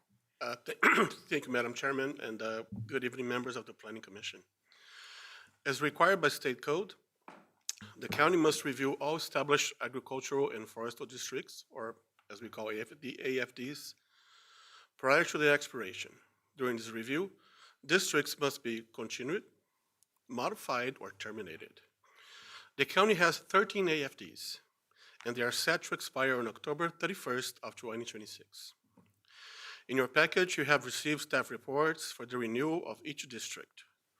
There are no proposed condition changes or withdrawal requests for 12 of the districts: Armstead, Carter's Grove, Christensen's Corner, Cranston's Pond, Croker, Gordon Creek, Gospel Spreading Church, Hill Pleasant Farm, Mill Creek, Pate's Neck, Rice Island, and Yarmouth Island. Staff has received a request to withdraw both 9300 and 9240 Barnes Road from the Barnes Swamp District. Combined, the two parcels total approximately 56.83 acres. And their withdrawal would leave the district of a total of approximately 1,800 acres of land. Staff finds that each of these districts continue to be compatible with state code requirements and consistent with the county comprehensive plan. At the July 16, 2026 AFD Committee regular meeting, the committee voted to recommend renewal of all 13 AFDs. The vote passed 8-0 with 2 members absent. Staff recommends the Planning Commission to recommend approval of the renewal of each district for a period of 4 years to the Board of Supervisors, subject to the conditions which were approved at the district's last renew and detailed in the respective staff reports. And at this time, I'll be more than happy to answer any questions that you may have. Thank you. Mr. Ribeiro, are there any questions for staff? Mr. Polster. I'm sorry, I have a request, Mr. Ribeiro. The last 2 renewals, I had asked the question, is what is the tax break for the AFDs in total? And at that time, at the first time I requested that, Mr. Bradshaw didn't have a way to be able to compute that. And in fact, the last time around, they put the system in place where he can tell me that. And what I was really surprised about was that the total amount of money being saved was less than $250,000. And when I say less than $250,000, what it eventually did was provide a conservation easement for those properties over a number of times. And so the value of that tax saving actually to the county was a plus in my mind. And I still think that that's true. And if you can get from Mr. Bradshaw kind of an update what it is by the AFDs, because I think it's one of the wonderful ways that the county helps to try to protect the character and the rural atmosphere of the county by including these sort of properties and providing a tax break for it, especially with the increases in property taxes that we've seen in the assessments. Yes, sir. I'll take care of it. Okay, thank you. You said that there's 2 parcels that want to come out of Barnes Swamp. Why? I wasn't involved with the process, but it may have been that they wanted to remove their property from AFD so that they can develop the property. I think we got an answer here. Sure.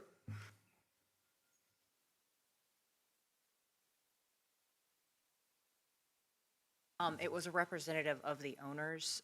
They do wish to do some development there, and during this time, they are able to request withdrawal without any necessary Penalties. reason. Other questions for staff at this time? Actually, I'm very happy to hear that they are withdrawing it at this time, because we have one case, in fact, one that we talked about in the DRC, where it's in the AFD. And I just wish they would have been able to decide that without incurring a penalty. Thank you. All right, seeing no other questions, thank you, Mr. Ribeiro. Thank you, ma'am. Are there any disclosures? Probably none for this one, but I'll ask anyway. Any disclosures from planning commissioners? Okay, in that case, I'll open the public hearing on this item. Are there any speaker cards, Ms. Isenis? No. All right, is there anyone present who would like to speak on the AFD renewal item? All right, seeing and hearing none, I've closed the public hearing and will open for planning commission discussion. Madam Chair, I move that we recommend approval of 2026 AFD district renewals. All right, thank you, Mr. Haldeman. We have a motion on the floor to approve. Ms. Isenis, will you please call the roll? Mr. Haldeman? Aye. Mr. Polster? Aye. Mr. Rogers? Aye. Mr. Everson? Aye. Dr. Haskins? Aye. Mr. Pissarro? Aye. Dr. Allman? Aye. Motion carries. All right, thank you. Okay, that concludes the public hearing portion of the agenda today. The next item on the agenda are planning commission considerations. Are there any considerations or requests? Mr. Haldeman. I have a question I expect an answer from Mr. Polster. He's our resident expert on this, but back to the McLaws Circle Coffee Shop, requiring a special stormwater criterion from an adaptive reuse district. The building's already there. The impervious surface is already there, and in fact, the impervious surface was reduced somewhat. There were no special stormwater conditions at the time the original building was built. And so why do we need that? Well, first off, that's not true. There's a dysfunctional stormwater drainage piece that, in York County, that never worked and wasn't installed. And so there was never any mitigation for it. Right. And so when you But take. that's not our purview.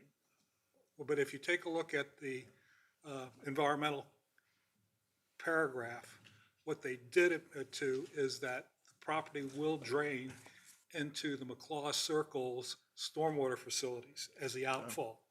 And because of that, that's why they were offering at the outfall of stormwater SSC 11 to account for the increased rainfall based on climate change.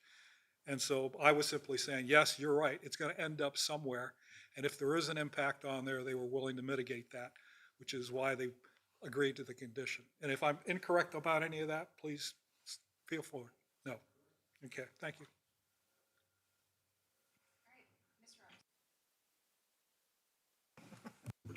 This work, okay, the best time to do it now. Yes, Okay. yes. I wanted to apologize to my fellow commissioners for failing to have a report from the policy committee in June and July.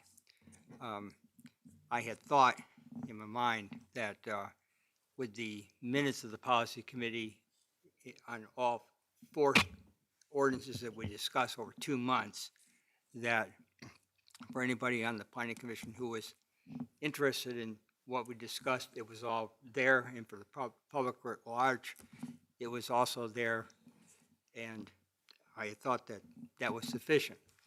Of course, I was pointed out by a fellow commissioner, told me, well, you know, these minutes are, you know, can be very long and lengthy, kind of in the, if you will, the literary style like William Faulkner, who I happened to be reading at the time. Of course, I don't mean that as a knock on the staff, because he's considered one of the greatest authors of the 20th century. And I thought that it was not necessary.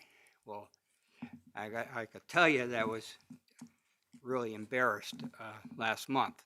I wished that somebody had mentioned this in June, so I wouldn't have made this faux pas in July.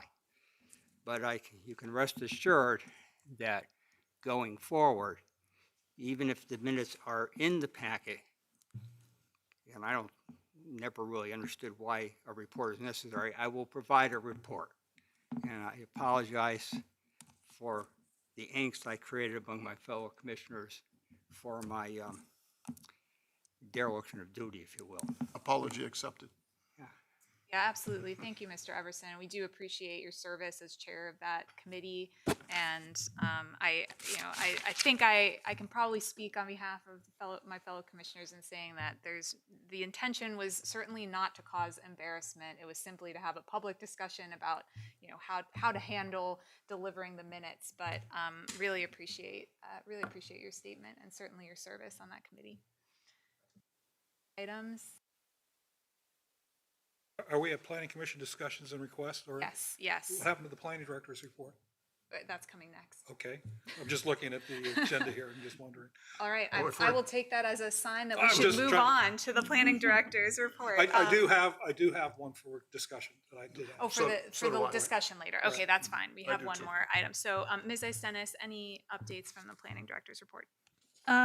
No, but I did kind of want to warn you that we are going to have a number of policy meetings, September and October at least, because of the state laws that were passed that are going to require us to amend zoning ordinance and possibly the subdivision ordinance. But so we are tracking to have meetings of the policy committee in at least September and October, so we can meet certain deadlines imposed by the state.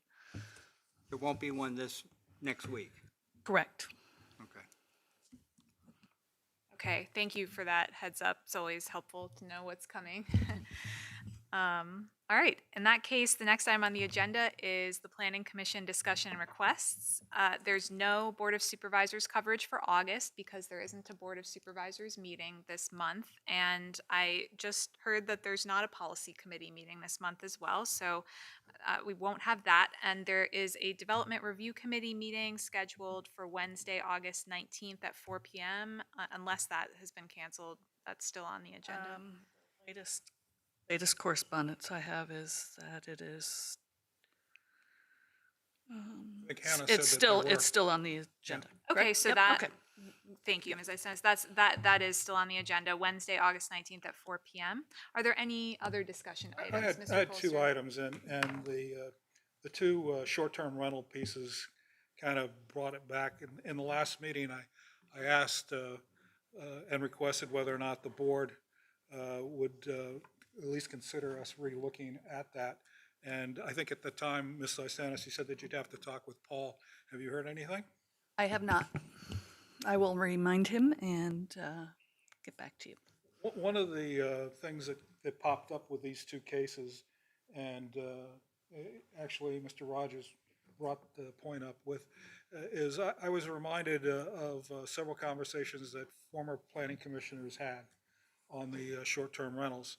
And one of the comments that I actually took to heart, because the guy was in the business of management of properties in the county as well as most of Northern Virginia, is that he objected to the short-term rental from the point of view that it took housing stock away from affordable housing. And we saw at least two cases in my mind of neighborhoods that kind of fell into that, which is another reason why I wasn't supportive of that for it. And so all that did was kind of sharpen my reasoning about why I really think, now, if the board doesn't want to do it, then I guess the planning commission could do it for it. But I really think that we need to relook at this for the standard. I mean, I've been kind of silent on the point that Mr. Everson continues to bring up about a business. I'm also reminded sometimes to remind him, if he takes a look at the Google Maps in Colonial Heritage, he will be surprised at the number of businesses that operate out of the residential units. And so if that were the case, then we shouldn't have that. But that's beside the point of it. I think it warrants taking a look at it. So that's the first kind of request and ask for it. The second one is in the May timeframe. I sent to you as well as to Mr. Holt and to Ms. Istanis, asking that the staff look at an update for the Planning Commission report that we used to have that would specify the number of by right number of residential units. But it also, and it excluded the commercial pieces, but it also had a number for the zoning for residential, okay, that were unoccupied. And in fact, the staff in the annual report has a listing by school district as well as by voting district of all the subdivisions in the county and whether or not they're still open or not. And when I remember looking at this before, the number was 7,000 now that we know for by right. But the other ones for un-SUP parcels actually brought the total up to over 11,000, which is not an insignificant number. And the reason that kind of came up again in my mind is if you've been following the DEQ report on data centers and groundwater withdrawals, one of the striking things that came out of that was that James City County only had, I think, it said 320, but supposedly it's 120,000 gallons and that's it.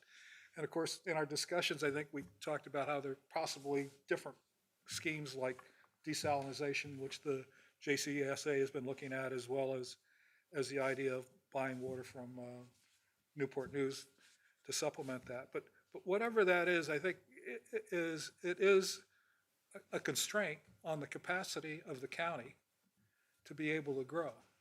And since we're getting ready to get into the comp plan again, you know, the last time we went through that, we were looking at a population of, by 2045, of 120,000. And the impact of that. And so to think that we're not going to have that growth and we're not going to have these cumulative impacts on the environment, on the traffic, and on the cost of government, of which the cost of water and all those sort of things are part of it, I think we're kidding ourselves. So I think having the public have an idea about that number and what that looks like may help us in terms of maybe we don't need more growth given the capacity that we have, which is the contention that some of us have had. So anyhow, that's my request is to get an update of that and not wait to the planning commission report at the end of the year, but that we can see if we can get a count of that now and see where we are. So that's my request. Can I offer? Go ahead.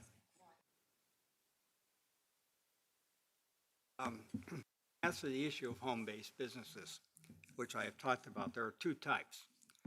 There's home-based businesses where they have a business license, but they don't have their customers come to them. My wife's in that situation. It's all on Zoom. It's been, you know, other countries, locally, et cetera. No one ever comes there. And a friend of mine who had a business, and same thing up in Forest County, never came there. I always make a differentiate between home businesses that don't have customers coming to them and home-based businesses such as these short-term rentals where the customer comes to you. I think there's a very significant difference in that. And I am aware that there are a number of business licenses, including one for my wife, in Colonial Heritage and a lot of neighborhoods. And I think the point of my trying to make it is that if we want it to be a standard, then make it a standard. If it's not a standard, then it isn't. And so that's why I'm really asking for a review of it. And I think that's a concern that you've raised. And whether it's legitimate or not is not up to me, but it is a concern, right? Well, I take that, and the concern I have is a business when you have a parking requirement. Right. And that's the distinction in my mind. Which is why I always ask, have you looked at adequate parking? And the answer comes back, yep. Okay. Dr. Haskins. I just wanted to offer that understanding and respecting and honoring the workforce housing, keeping the integrity of that, right? I also just question and ask and agree that we should look at it because we're also, in a way, I feel, denying people who own in those areas economic mobility. So how can we be considerate of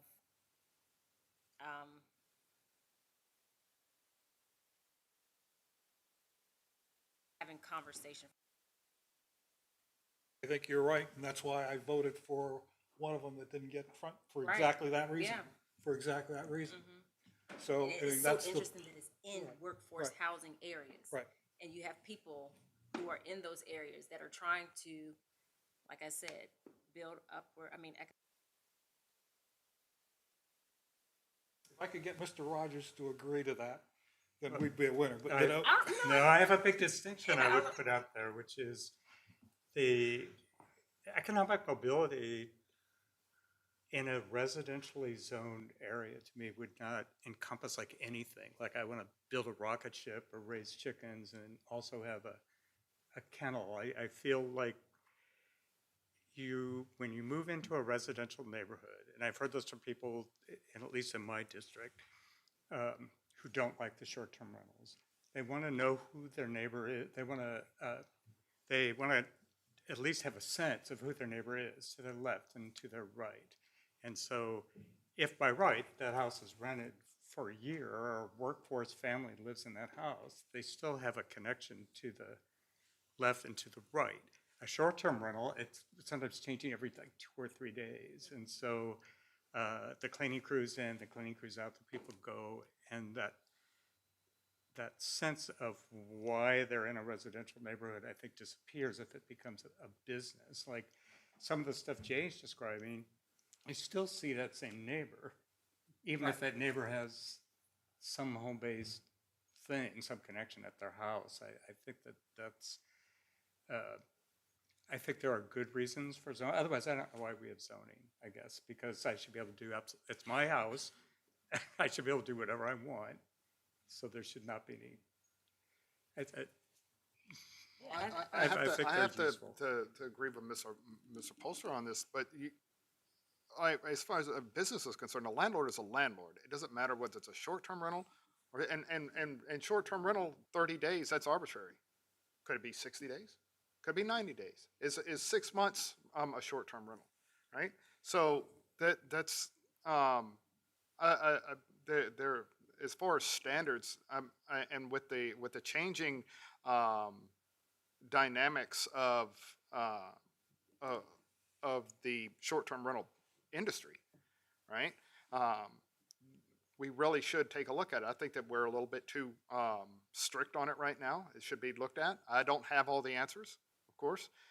The upward mobility of economic upward mobility that's a huge thing, especially because a home is the biggest asset that anyone could have, and if they can turn that into income for themselves, right, and for their family, then that's a huge thing, and it should be addressed.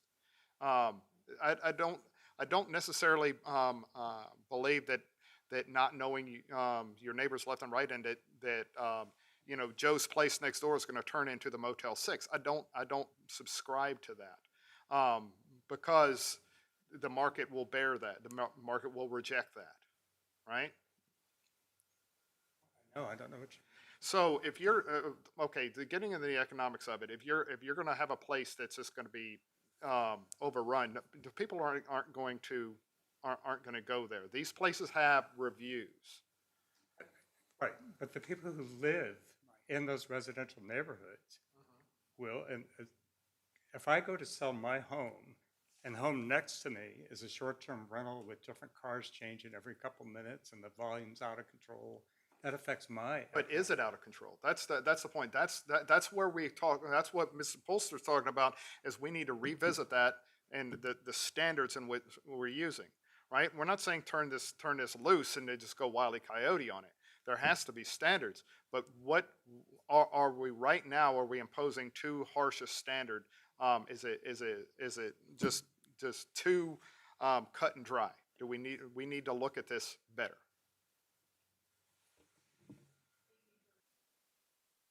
Thank you, Mr. Polster, for bringing it up. It's certainly, I think the discussion tonight illustrates why it's probably useful to have a further discussion on this item and to revisit it. It's something that the Planning Commission has raised several times. So thank you for raising it this evening.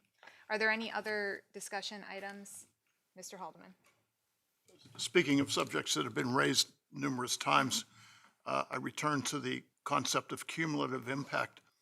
And Mr. Polster already stole some of my thunder, but if you have not yet read the Senate Joint Resolution number 25, Groundwater Supply East of Interstate 95 report issued by the Department of Environmental Quality 2 weeks ago, you must read it. It's required reading for anybody in the planning function east of I-95, including supervisors and staff. It's a sobering read. It shows the results of several generations of irresponsible, rapacious development with no consideration whatsoever to the environment. And that includes James City County. I'll cherry pick a couple of things here, but under current conditions, the aquifer system has limited capacity for significant new withdrawals. The estimated capacity for new withdrawals varies by region, from a maximum of 360,000 gallons per day in the eastern northern neck to less than 30,000 gallons per day in some western regions near I-95. Only the upper end of this range would support a significant new withdrawal for industrial use. Another key point, groundwater supply east of I-95 is constrained, and current projections indicate declining availability in the near future. It is unlikely that aquifers can handle any new major industrial water withdrawals without risking water availability, the probe found. Risks of saltwater intrusion and other challenges that could impact clean water are growing. The recommendations outlined in the report include updating the 1992 Groundwater Management Act by codifying DEQ's ability to deny groundwater withdrawal permit applications if they would lower aquifer levels past a certain threshold.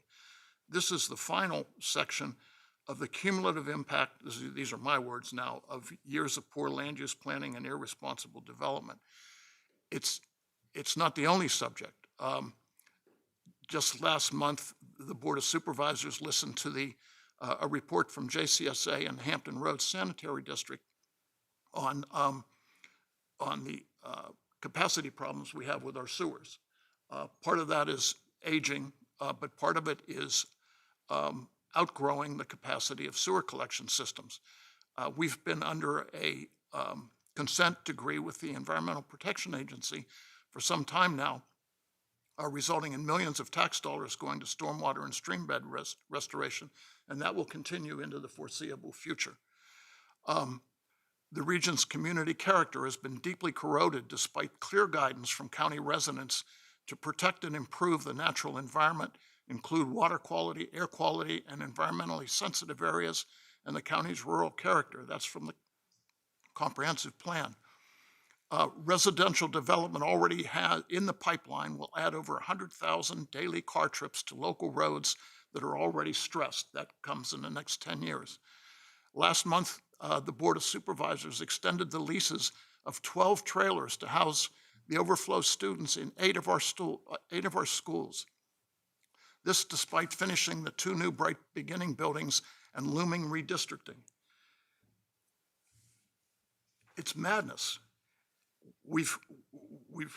This commission recently approved 450 new homes at Ford's Village, 130 homes at Westwood, 1,000+ homes at Cardinal Ridge, and we had a 3-3 tie over 700+ homes at Kiskiak. And Stonehouse is on a tear, and other vacant parcels are being teed up in anticipation of the widening I-64 into Richmond. Williamsburg and Northern York and New Kent County are joining the party, all drawing from the same aquifer, all contributing to the same traffic congestion. This can't continue. This is not going to end well. It's just not. That's it. Thank you. You're here. You're here. Mr. Everson. On the aquifer issue, I was a very big supporter of Governor Youngkin. One of the first things he did when he came into office was give James City Service Authority a lot of extra time in terms of coming up with a solution to our aquifer. And there are a number of options out there. Mr. Hill, our former county administrator, circa 2016, had proposed a $150 million desal plant at Chickahominy Park. A gentleman who lives here in town has built these from gutter to, I guess, New Zealand or Australia or something, be like $250 million then. There are a number of solutions for this through Newport News Waterworks. They have the 2 reservoirs in the upper end of the county, and if they can reach an agreement, we already have an agreement, we paid $50 million for 2 million gallons of water per day at a very good price. Now we have a permit for 8.5 million. We're using 5.3, I think it is, or 5.5 per day. Even if they were to reduce that with from Newport News, we'd have the ability to have water. The more inexpensive way to do, not inexpensive, the least costly way to do that would be to take the water from these reservoirs and have it go downhill to the rest of the county. Of course, the problem here is you can't mix our surface water with aquifer water. They can't be mixed.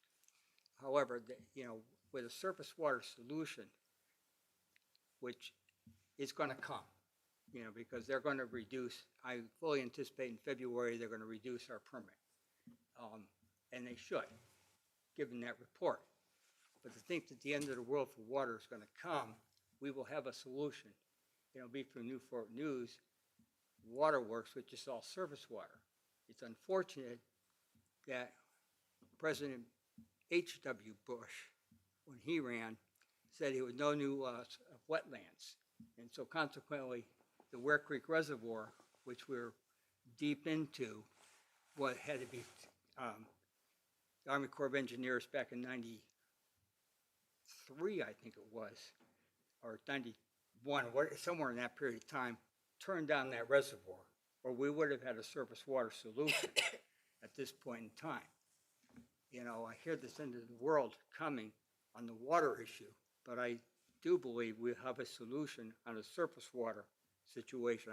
I doubt we'll have desalinization because I don't think Service Authority has that bonding power to go $250 million or more for that type of solution. And as far as this human effect and losing the rural character, I hear for the last 3 to 4 decades, I've heard we're going to become like Newport News. And after we passed the landscaping ordinance, and the board passed it last month, I happened to notice something. When you go around this county, your new developments, you can't see them. You can't see them. The rural character is still there because of the buffering ordinance. There used to be, you went down Centerville Road by the James River, what's it called, James River Baptist Church, who butts up against Forts County. Now, 10 years ago, you drive by there, and all those people on Forts County put up privacy fences. You go down there now, that buffering that's on Centerville Road has matured, and you really can't even see you can't even really see the fencing anymore. You go around Colonial Heritage, you can't see it. We have screened this off to keep the rural ambiance. In areas where you don't have that, most of those houses or businesses are pre the big surge in development that came in the 80s. And I don't see this idea that the rural character is gone. Now, in certain areas, Lightfoot, when the pottery is up there, I mean, good Lord, have mercy, that thing was, we'd never approve that today in a million years. But as far as your school situation goes, when those Bright Beginning facilities open up, that will take 31 classrooms, will be emptied out of the current elementary schools. The school board wanted to get a 10th elementary school of 600 kids, but we had an elementary school within our elementary schools. Because at the lowest 8 K to 2, it's 1 to 20 is what we use as a standard. And that would be 620 kids will be out of those schools, and those trailers will go away. And, and we had those trailers when we didn't have enough school space.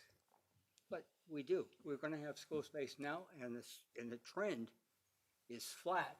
If you go out 10 years, it's down a little bit, our enrollment, for all grade levels. Elementary, middle, and that is using their numbers that they're using on the low enrollment projections, because the whole history of that has been overestimating the number of kids who are going to show up in our schools. When you go 5 and 10 years, back what they said was going to come, and you look what actually happened, they're off by 5%. The low enrollment projections are higher than what's shown up here. So the idea of the schools, all this expansion of schools, I don't see it. It's not there. The birth rates are down. You can go and look in the future thing, you'll see the birth rates are down. Anyway, I'm done. I don't agree. The birth rates are down, but the number of people the number of families is going to rise sharply, and projected to rise sharply. And that's true. Where that plays out with the schools is anybody's guess, I guess. But it's not anybody's guess on traffic congestion, drawing on the water. $400,000, $400 million desal plan is not the answer. SWIFT might be a partial answer. I don't know. Surface water, there's not enough surface water to go around to treat supply James City County and Newport News and New Kent County, and there just isn't. I think the issue that the planning commission has, which is why I keep on coming back to the comp plan, and why I keep on throwing this 120,000 out. If you have 91,000 now, and you're projected here within the next 15 years to have another 40,000 on top of it, that is going to have an impact. And it may not be in the schools, but it will be on the environment, it will be on the traffic, and it will be on the cost of government. And I think the only point that Mr. Haldeman is trying to say is you have to face up to the fact as a planning commission that one of your jobs is to talk about what we want the future to look like and look at these impacts, of which I'm not comfortable with the way we are, given those impacts that I know right now and came out of the last comp plan. So I think the water piece and all of it comes together at some point that we are going to grapple with that. How do you accommodate another 40,000 folks in this county? Well, I agree. I don't know the answer, and it's a rhetorical one, but I think that's the whole point of looking at this thing of what is the cumulative impact, and is there a way to mitigate it or not? There is a way to mitigate it, but the only way to mitigate it is to act. Now, here's the thing. We're talking about the 5% of buffer on the schools. I don't see a problem with that. Why would we want to operate at capacity? That doesn't make sense. Having that buffer is good. And when we're talking about, okay, I moved to the county 17 years ago, all right? That's not a long time ago. 20 years is not a long time. We need to start worrying about this water issue now and start building that infrastructure. If you wait till the point where you have to have it, you're not gonna have it. That's the point. You need to look at the cumulative impact, all of it. Exactly. Whether it's traffic, whether it's water, whether it's the cost of government or the impact. And I think that's the only point that Mr. Haldeman is trying to make, is we have our head in the sand over this issue. Yes, I agree. Okay, I'm sorry. No, it's a really helpful discussion. I would venture that it won't be resolved this evening, but I think it should be ongoing. So with that in mind, Want a I will motion to adjourn? entertain a I will motion make to a adjourn. motion to adjourn. Thank you, Mr. Is that what Everson. you want, Aye. Madam Chair? All those in favor? Aye. All those opposed? Nobody. Thank you.